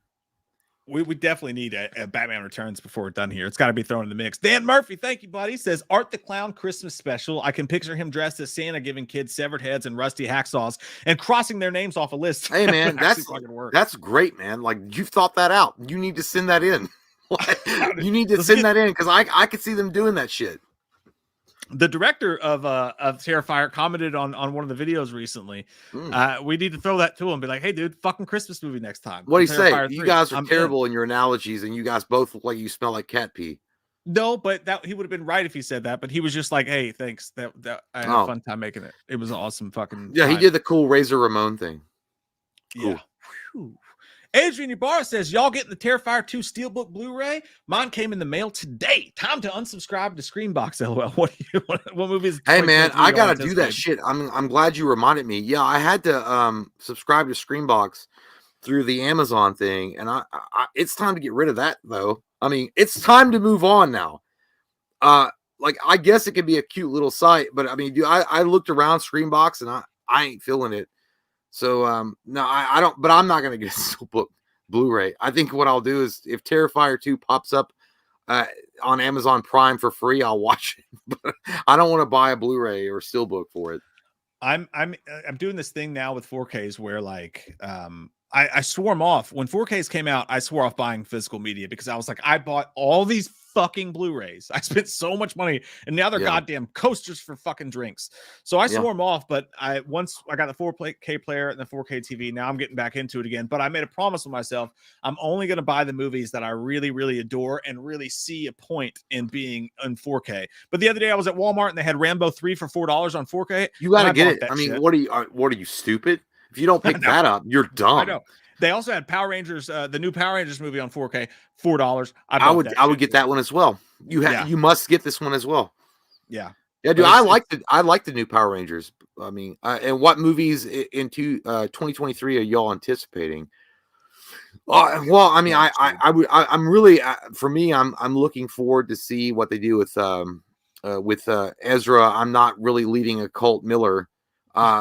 With Flashpoint. I want to see, because they've got to turn the clock back, right? They've got to change everything. And I mean, and Flashpoint is the way to do it, because pretty much Warner Brothers has already said the Cavill/Snyder universe is over. We don't want that. We've got James Gunn. So it's going to be interesting to see how they've changed the Ezra, I'm not a thief Miller storyline. And I'm also looking forward to seeing Michael Keaton in the regalia of Batman 89 once more. So I mean, that's probably I would say that's my most anticipated. Yeah, I was thinking, by the way, I think it would be a really fun time. Normally we do a top 10 most anticipated of the upcoming year. I figure maybe for the next live stream, the first live stream of the new year in January, we could do our top 10 most anticipated for sure. But yeah, I'll say, man, I'm obviously Scream's probably gonna be my number one. Scream 6, fucking big deal. Evil Dead Rise, fucking hell yes, I'm fucking pumped for that. New Mission Impossible, Exorcist, as strange as that's gonna be. John Wick 4, fucking. There's a new Insidious movie coming. 2024 sounds like it's gonna be pretty fucking good. I haven't seen John Wick 3 for it, so I have to get on that. Yeah, dude, you should. It's good, man. It's to me, it's better than. I'm always nervous about the third movie in the John Wick. So I'm like, is it get dumb now? Like, That's is fair. he like gonna jump off and be Neo from fucking The Yeah. Matrix? It was good though. No, I get you though. Godfather 3, Alien 3, fucking Well, there's no, been I mean, some anytime shitty you do the threes. superhero shit, like I'm not saying superhero, but when you're doing the badass gunsmith, you know, like John Wick is awesome in the first one, and the You second gotta one, up it. it's kind of cool, and then you keep elevating it, and now he's fucking Rambo taking on the Soviet army by himself, and It's you're gonna like, be tough okay, for Terrifier. Yeah, for Terrifier 3 too as well. It's gonna be tough. You gotta up what you did in Terrifier 2 with the gold I and don't stuff think. like Well, that. I Wow. see. I'm It's a tough task. Terrifier 3. They need to draw back because what they did at the end for me was like you doing that Oh, the religious shit fantastical stuff. push, and you're like, oh fuck. Look, because I feel like you already had like what I liked about Terrifier 2, and I liked about Terrifier 1. You had an unknown like new serial killer type of slasher guy. You couldn't really understand what his deal was, why he's living, why can he live, and then he has this whole thing, and then you get like fucking angels and shit. Like you guys are playing goddamn, I don't know, like fucking angels and airwaves in the background while you have this fucking moment. Some crazy shit in there. By the way, when you were gone, Dan McCartney asked, "Can Loomis wish me a happy birthday?" For Dan McCartney. Oh, yeah. I'm 32. Make it stop. Just want to see. Yeah. Happy goddamn birthday. Happy 32nd birthday. Guess what? You lived. You lived to tell another tale. But you know what is worse about that? You're asking someone to say happy birthday to you on the internet. Shut up! No one needs to tell you happy birthday. Go out and do your own thing, all right? You're 32 years old. You're still a young man. You have a lot of life left ahead of you.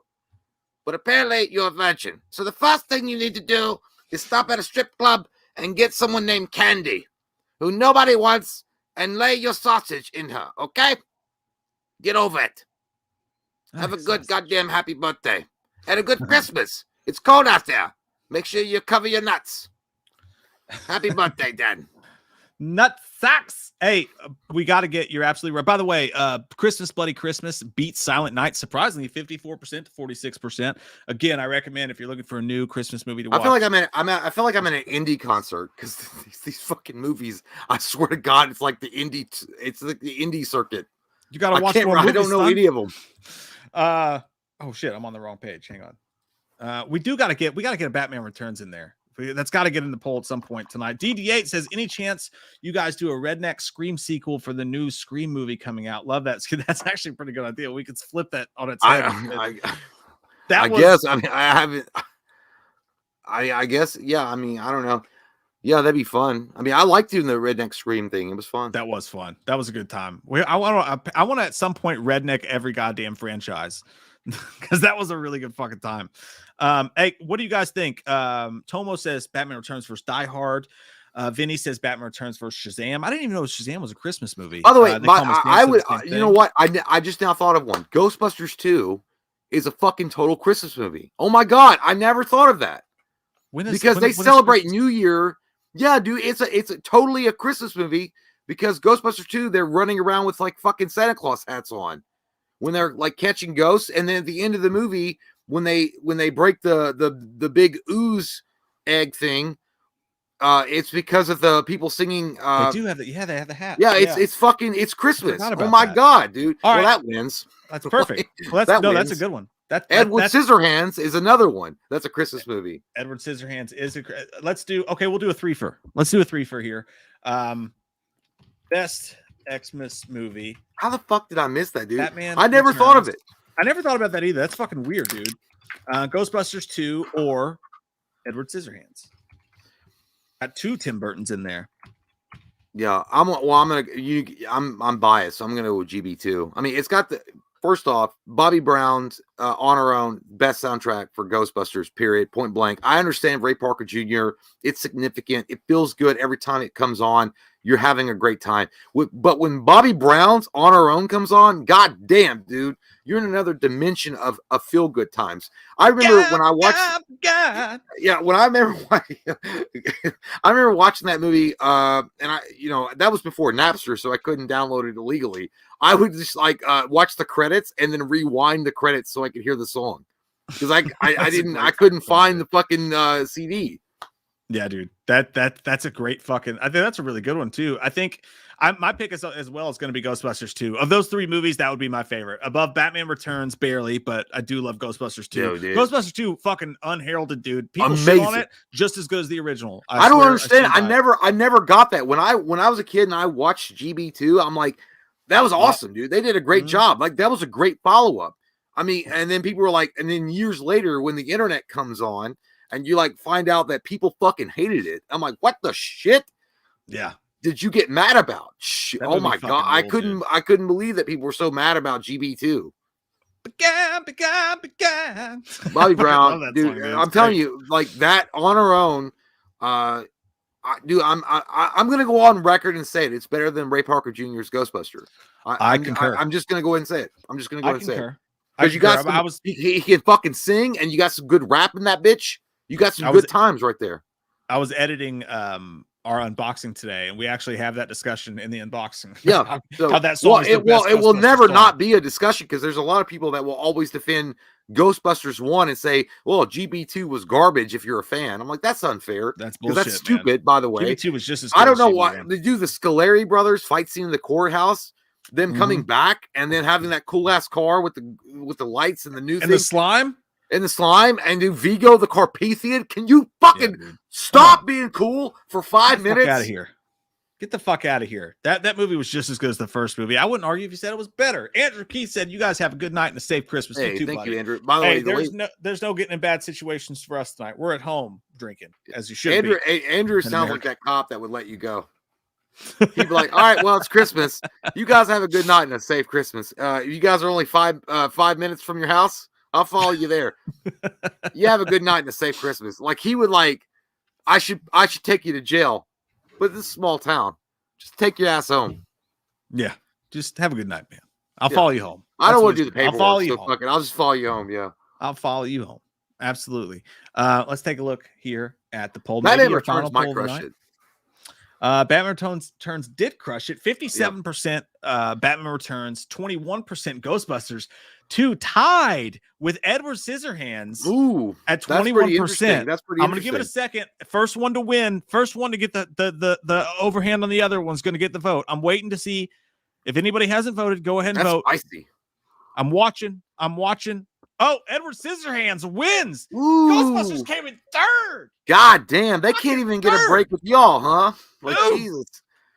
Ooh. Yeah, man. It's well, hey, you know what it is? It's all preference, I guess. But I literally just thought of it on the spot. GB2 was a Christmas movie.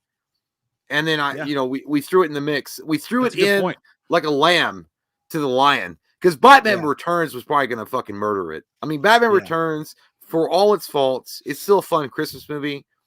You know, you got Max and you got sexy ass Michelle Pfeiffer in the Catwoman sexy suit that no one has ever duplicated with the sexiness as far as her suit goes. You got Michael Keaton doing weird shit, and I mean, and you got the guy, you got Chip that winds up being a fucking Leatherface in the remake of Texas Chainsaw Massacre, playing I don't know, I can't remember his name, Max's son. Yeah, dude. I'll give it to Batman Returns. All right, I'm gonna do a final poll. All right, I'm gonna do a final poll in here, and I have 4 spots. Let's try to do the biggest Christmas movies of all time. I got Home Alone. Vinny brought this up. Home Alone, Christmas Vacation. What 2 movies are we gonna do in the final poll? The best Christmas movies you can think of that deserve to be in there with Home Alone and Christmas Vacation. What should we throw in there, guys? Like, I guess we're gonna have to take control. We got, dude. Come on, you guys cannot tell me that Ray Parker Jr. was superior. Okay, I'm not saying that Ray Parker Jr.'s Ghostbusters wasn't awesome, but Bobby Brown, man, come on. I'm getting a lot of Die Hard and A Christmas Stories, so I'm not gonna throw my vote in there. We got those 4. We got Home Alone, Christmas Vacation, Die Hard, or A Christmas Story. I think I know who's going to win this one. I think I already know who's going to win, Cotton, and it's a bold strategy, but I think it's going to happen. I'm my pick here, dude, it's between Christmas Vacation and Die Hard for me. It's Die Hard 100% for me. All right, just because you picked Die Hard, I know you would. I knew you would. No, but I don't disagree with you because that's a good one. But just to throw the little new flavor in there, I'm torn between those. I'm torn between Die Hard and A Christmas Vacation, so I will go Christmas Vacation. But I mean, overall movie, Shitter's full. Die Hard, but Christmas movie, I'll go Christmas Vacation. Yeah. Well, yeah. Here's one. the thing about National Lampoon. I think for me, National Lampoon, the very first one, was the best one, obviously. And then they did European Vacation, which kind of sucked. I don't think I liked it that all. Vegas Vacation kind of ruled. Vegas Vacation was fucking awesome, dude. Like that was really good. You had goddamn Wayne Newton in there. I want the money. You had Wayne Newton in there still in Chevy Chase's wife. You're like, what the fuck? Because that could happen. Who knows? You're in Vegas, baby. But then you have a Christmas Vacation. So for me, it's the regular vacation movie. Then it's Christmas Vacation. Then it's Vegas Vacation. Then it's European Vacation. But yeah, dude, Christmas Vacation was great. But I mean, dude, compared and stacked against Die Hard, I mean, I don't know, man. Like if I went over to somebody's house and like, hey man, we got 2 movies to watch for Christmas while we're eating our goddamn turkey and stuffing ourselves full of fucking stuffing and fat gravy. Christmas Vacation or fucking Die Hard. Put some Die Hard on for me. Let's get some mimosas and get into fucking John McClane. That's one of those conversations where I would go, hey, whatever you guys want, because I love both fucking picks. Like I really do. I got no qualms with either one, man. I'm actually glad you didn't put Ernest. Well, I'm glad the peeps didn't Ernest put Saves Christmas. Because I never liked that fucking movie. I always thought that movie was garbage. Ernest Saves Christmas. I think that was the first one that Ernest ever did. And then it was Ernest Goes to Jail and Ernest Goes to Camp later. There's fun times in that, though. I just think National Lampoon is like, I don't know, Margot. There's so many fucking good one-liners to do with Christmas Vacation. Well, yeah, and then when the grandparents bring like their fucking cat and they wrapped it up, and then they got like a weird Jello thing. Yeah, dude, it's I mean, it's fun as fuck. It's weird though. My wife, I guess it's one of her presents. I got Chevy, whatever you want to say. Chevy Chase is funny as fuck, obviously. You know, he's trying to get the bonus check, and we all can relate to that. He was the everyday guy who was just trying to do right by his family, and then he got fucking stiffed on the bill. Jelly of the Month Club.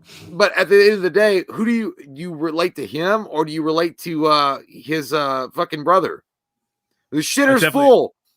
I definitely relate to him because his brother was a piece of shit. The guy, I relate to him because he was like an everyday dude. He's like, I'm not trying to be anything more than I am, dude. I'm just here. I don't give a fuck about goddamn like Thanksgiving Macy parade shit. I'm just he here did to use them a lot though. He's like, oh shit.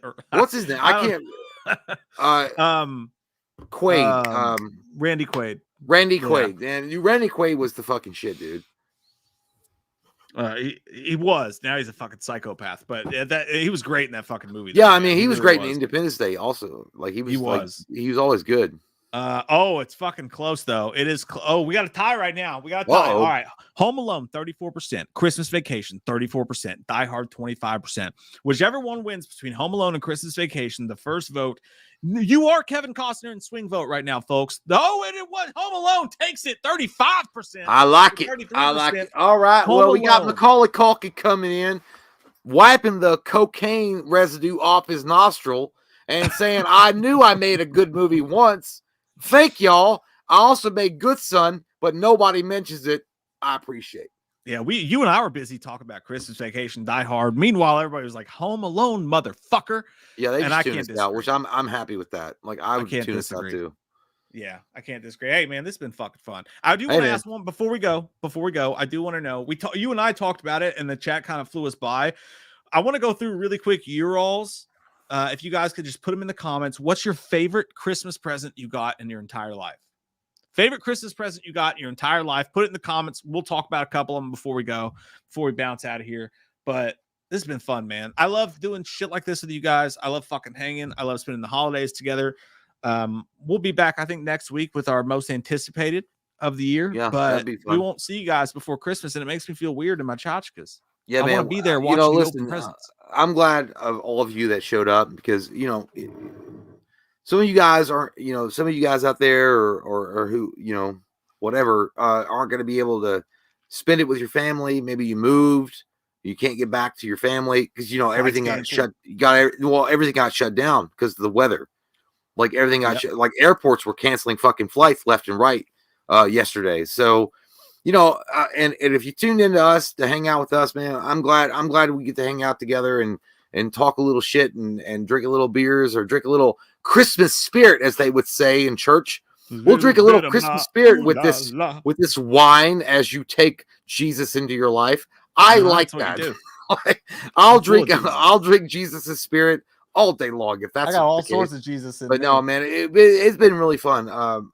It's been, I like, again, we're dumbasses that like this is like the kind of conversations that we would have back when we were kids, like favorite Christmas movies, favorite this or horror and whatever.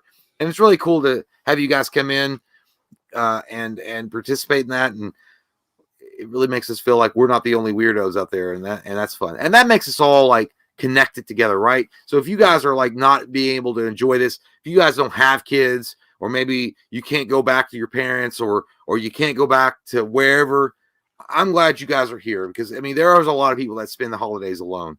So if you guys are those kind of peeps, you guys are especially welcome, but everybody's welcome for show. A drink to you guys specifically. You guys drink it up and have a good Christmas, man. You have a Merry fucking Christmas. And if nobody gave you nothing, then fuck them. They ain't your friend. They ain't your friend. Well fucking said, dude. And may I recommend, because I know the fucking holiday doldrums get you, as Jay just said, and it is very fucking true, especially fucking seasonal depression, all that shit. This is just a crazy fucking time. It's a real thing, though.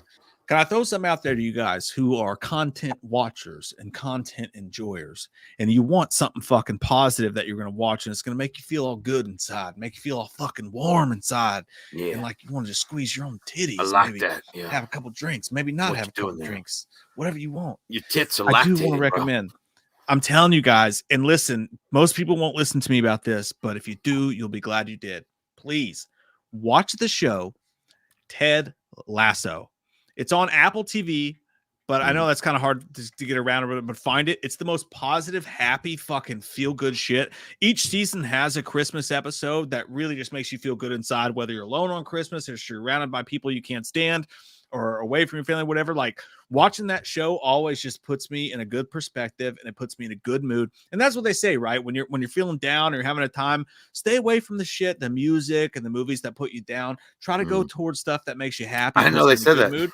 I watch that shit all the time when I'm fucking down. No, they do. Yeah, they do say that. Yeah, you want to go towards the light. But Ted Lasso, man, if you guys haven't watched that show and you want a good mood, a nice perspective change, watch fucking Ted Lasso. I promise you will fucking love it. And let me know how you feel. But anyways, let's go. Well, I'm gonna say one more thing. I'm gonna give another side suggestion.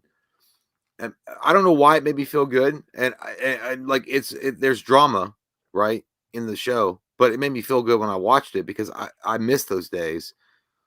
Watch Heels on Stars. Heels is a great show. Like we just watch Heels, man. Like if you guys want to watch about like kayfabe, like WWE, like E or whatever your preference, whatever your poison was back in the day. These are fucking wrestlers, man. And like you get to see the back end side of it. Dude, it's so good. It's a great show. I'm getting scared. I don't think we're gonna get a third season. No, I mean, I thought they said this year.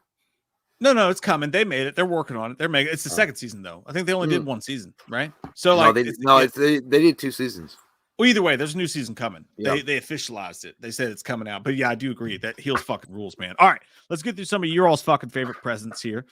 Someone said no judgment on Coke. I don't know what you mean, Chad. No chance. Cocaine here, but I don't judge you if you are. I wrote a song on cocaine. I don't give a fuck. Yeah, you got a cocaine. You got a cocaine high to watch a movie, man. Good for you. Vinny got a Dalmatian for Christmas once. Hey, that's awesome. All right, that's cool shit. 3 Sheets to the Wind got a midget. Hey, I don't believe it. Little people now, all right? I don't believe that shit. Were you at Project X? You liar. Sisel got a Nintendo. Hey, Gary got a Super Nintendo. Hey, Adrian got a Nintendo. Hey, all right. We getting good. We getting good stuff right here. Ross Ross had a weird Christmas, but he loved it. He said, "I got a Man, patrol you must have been a bitch. goddamn fucking fan of Goosebumps. I got a patrol custodian. I love that shit."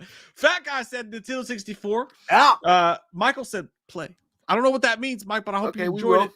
Richie Rich Yeah. got a Nintendo 64. Mace got a Chucky doll in 1989. Your He was parents the only hated you, bro. motherfucker on that street with a Chucky fucking doll in 1989. Your parents That's great. hated you. Camp Blood, PlayStation 2. Hey, that's some good shit right there.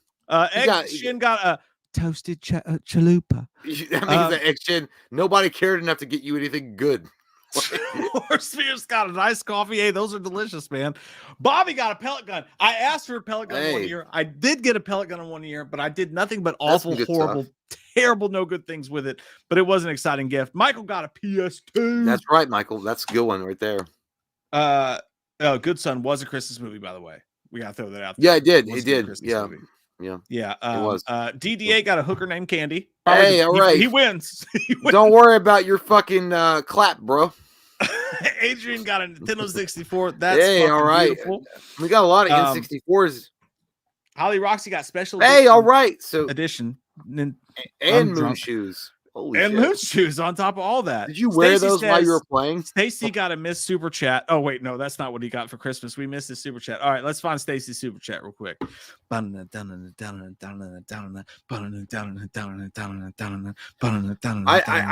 only imagine someone getting Donkey Kong and then moon shoes on the same day on Christmas. So you're like, I'm gonna wear these while I play Donkey Kong because I feel awesome to do it and I like it.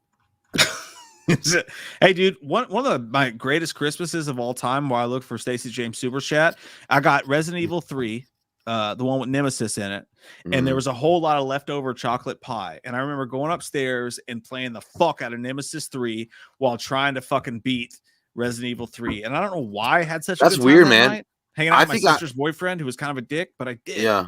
I think I got Resident Evil 3 for Christmas at one point too. It must have been like the release date or something. Yeah. I feel like I got it too. Stacey, I can't find your fucking super chat, dude. Where is it? You know, like Stacy's thumbnail is gonna look at you like that until you find it. You see how he's looking at you? I'm scrolling so like hard. He looks like he just came from a like a Viking praying spot, and like he knows that the only true God is Norse gods. I found it, Stacy. Merry Christmas, y'all. Thank y'all for the laughs and helping me through hard times. Started watching when I was 13, and now I get drunk with y'all. Well, thanks for making me feel fucking old, dude. Stacey. You're 23. No, he said he started watching when he was 13, and now he gets drunk with us. Well, I mean, he looks like. Oh my god, dude. Well, I guess we're raising motherfuckers. Yeah, dude, we're starting to look like fucking Hacksaw Jim Dugan around here. It's like, hey man, your time has passed. I know you were just on Fox News like yesterday because did you hear about that? Hacksaw Jim Dugan, by the way, was on. Good for him. A guy broke into his fucking house and he pinned him to the floor and waited for the cops to show up. That's beautiful. And then he was the only one. Yeah, he was only on one news coverage, but I was like, that's fucking awesome, man.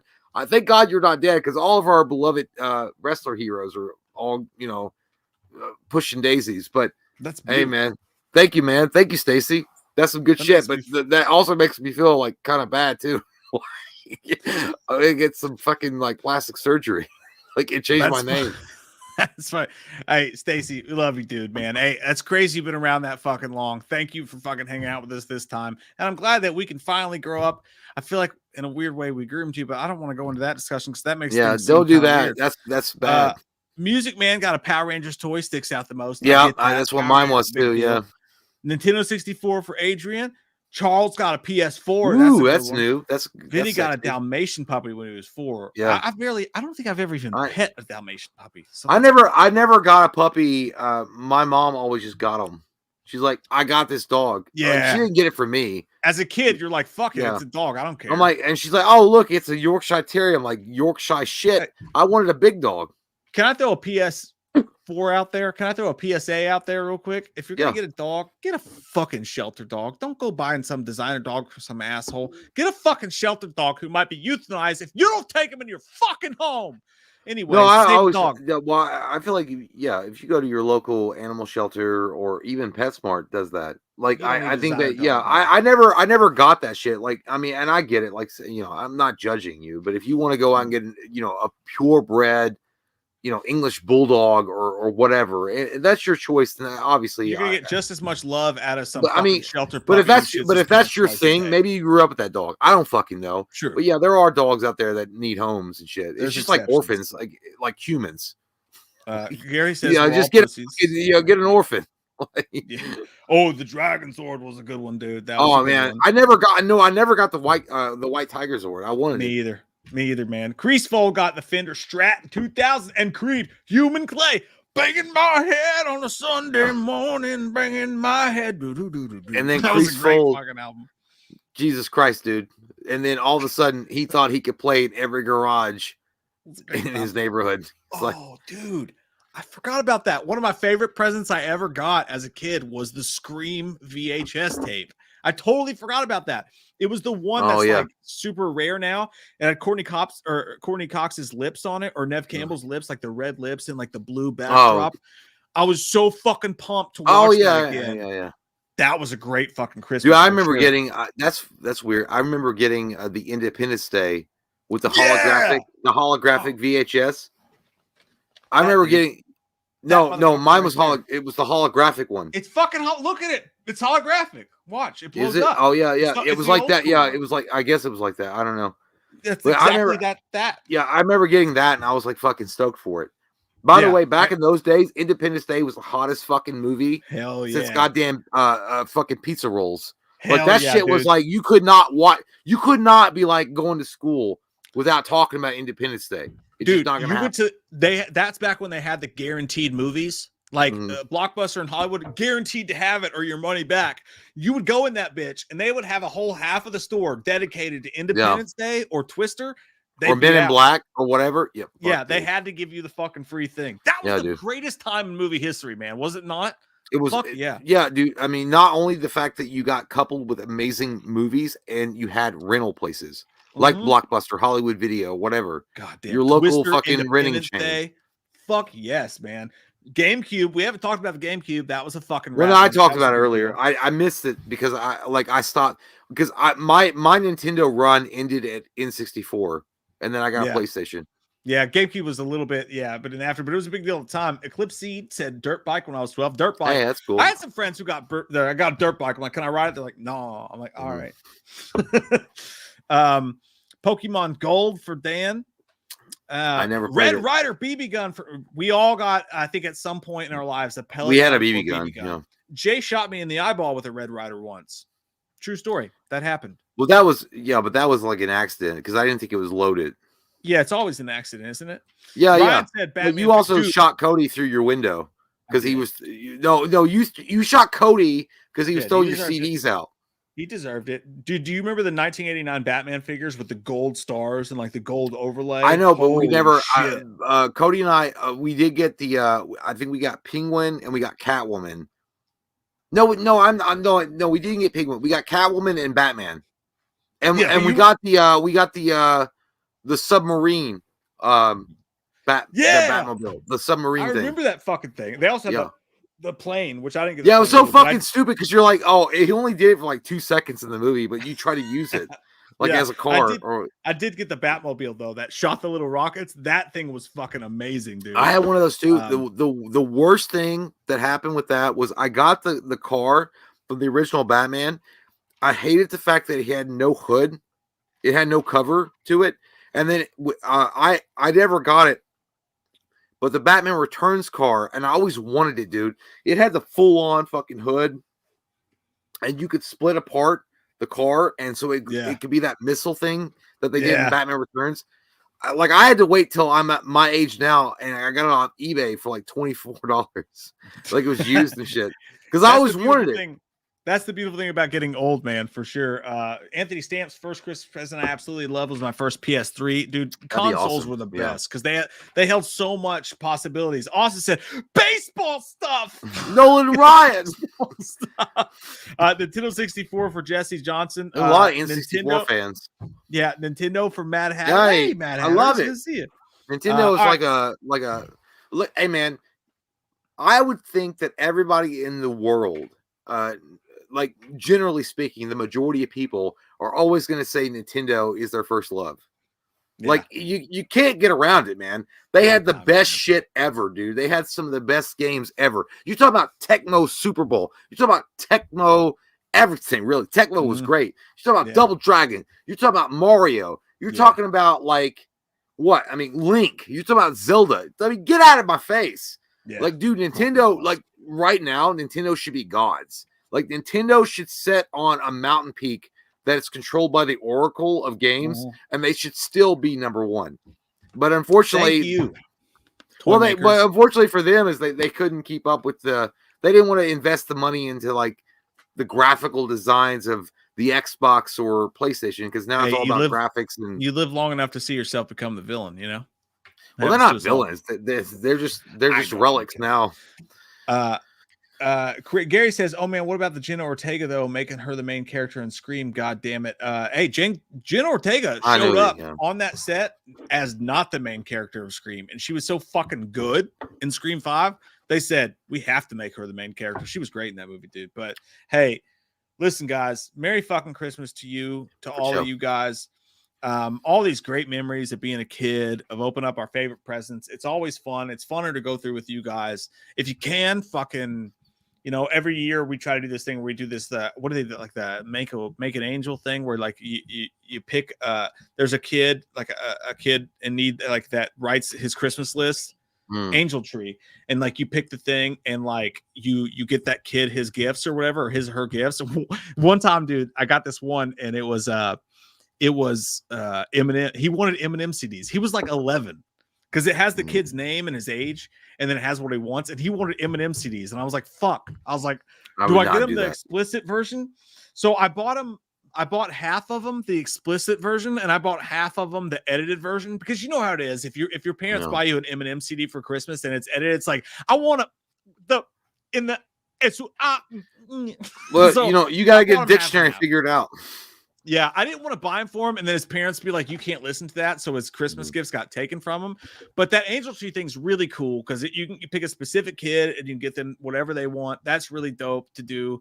I recommend doing that. But like, it's so fun to go through these Christmas memories, man. Fucking great, goddamn. Yeah, I had a good time, man. Like, I think overall, like, I think this has been one of our best streams ever, just because you guys were in control of it, and I like interacting with you guys, and I really like when you guys do take control of the show. I think that's fun, man. I think the best part about it is like, yeah, well, I want to be led, okay, to the promised land, and you guys are the shepherds. No, I mean, you guys are awesome, and you guys always bring about the best memories with the discussions and stuff like that. So it's been fun, and I really do hope you guys have a Merry Christmas. You know, we all have, you know, like, you know, we all have like, you know, situations in our life, right? That it's not always going to be a Merry Christmas because you got things you got to deal with. And the holidays do suck for that in a lot of ways, especially if it's recent, if it's new. You got to deal with that. You got to get over that. And you got to move through that. But hey, man, at the end of the day, man, I'm glad to spend it with some friends. I'm glad to spend it with you guys. I'm glad to spend it with Mike. Because, you know, holidays get hard, man. Holidays are it's underrated, right? I mean, it's underrated. Most people don't talk about that shit. I mean, it's a real thing. Holidays really do make people feel like shit sometimes. As a real way, it's so ironic, right? Or maybe I'm not even using that word right. I'm not gonna say ironic. It's just so fucking stupid, right? Because it's supposed to be like the happiest day of the year, and then it's like sometimes for people it's the worst day of the year. Yep. But hey, man, I'm glad we all got to hang out because you guys came up with some good shits, and I like that shit. You know, you guys are now my favorite drug dealer. If I was going somewhere else, I'm coming here tomorrow. Like, you got a new customer. That's what, just one more beautiful thing about this channel when it comes to you guys that you guys give us.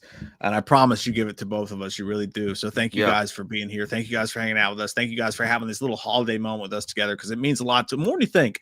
Trust me, it means more than you think for both of us. David Mangle III says, random, but if y'all had to rank upgrade Bone Tomahawk, Hostile, or The Guest, fuck, that's hard. That's a good one, man. I you know, I'm going to give it to If I had to, here's how I'd rank it. I'm gonna give it to my boy Kurt Russell, Bone Tomahawk, because I love that fucking movie, and Kurt Russell Kurt Russell deserves an Academy Award, and he never won one. Kurt Russell for me for Bone Tomahawk. I'm gonna go with The Guest, because I think that movie is like well ahead of its time, and I think it's gonna be remembered as a classic. I think it's insanely good. The music, the direction, the way they amazing. Hostel and then Upgrade. That's it. Yeah. I don't remember what you said, Jay, but I'm gonna say The Guest, Bone Tomahawk, Hostel, then Upgrade. Is that what you said? I feel pretty close. that's I mean, exactly we just switched on a couple of them. It's pretty close. There's all good fucking movies though. Yeah, they're all good. Movies. They're all good. Hey, you ready to get the fuck out of here? Yeah, I gotta go. I gotta go suck Santa off like a fucking Black Christmas or whatever the fuck it was, or Silent Night, Deadly Night. Hey, this was a fucking wholesome ass stream. I feel good. Yeah, I feel it was good. good. It was very Christian. Yeah, a very Christian. Yeah, it's very Christian. Hey, we love you guys. Thank you guys for spending a little bit of your Christmas with us. A little bit of that Christmas spirit. Hey, we got one video coming out before Christmas happens. That should come out, I believe, tomorrow, maybe the next day, possibly. It's our Christmas unboxing. It's almost over an hour long. I hope you guys enjoy that. By the way, I want to say that was an amazing video because you guys are so sweet and you guys are so giving to us. We can't even describe in words like how awesome that is. Like it's so cool that you guys would send us so many cool gifts. And by the way, like we don't like. I always feel weird because every time you guys give us something, I was like, you guys could keep this for yourself, man. Like, I know I sound like a broken record, but a letter suffices, man. Sometimes you could just send us a fucking letter and we'll read that shit. I promise you, we'll read that shit. But thank you guys from the bottom of our heart. Thank you guys. Absolutely. And Ashley says, Fruit Loop says, miss you guys. Life sucks right now. And that goes right back. That reverberates exactly what we're saying. We can't. It's one of those things, Fruit Loops. It's one of those things. Jay and I both in completely different spectrums, have reasons to have a really hard holiday this year, And I just want you to know, the only reason I say that, and it's the reason I bring it up like the last seconds of this stream. The only reason I say that is so that I want, you guys to know, as Jay said so well earlier, that you guys being here with us, if it means something to you that we're here with you, I promise you it means just as much that you're here with us this year. And hey, we fucking love you guys, and extra Merry Christmas and extra fucking love to those people who weren't really ready for Christmas this year. It was a little bit harder than every other Christmas, So we love you guys. We love you, Ashley. We love all you guys so much. And you guys being here means just as much to us as it does to you. I promise. And we love you guys. Yeah. Well, the last thing I'm going to say is I'm going to jump out of here and jump off your tit like a tick. Thank you guys, man. Thank you guys for giving us, Mike and I, a platform to do this with you guys. It's been awesome. I mean, it's been like we're goddamn dinosaurs. We're relics, and you guys still tune in to hang out with us, man. It's fucking awesome. It's like opening Jurassic Park with Jeff Goldblum every day.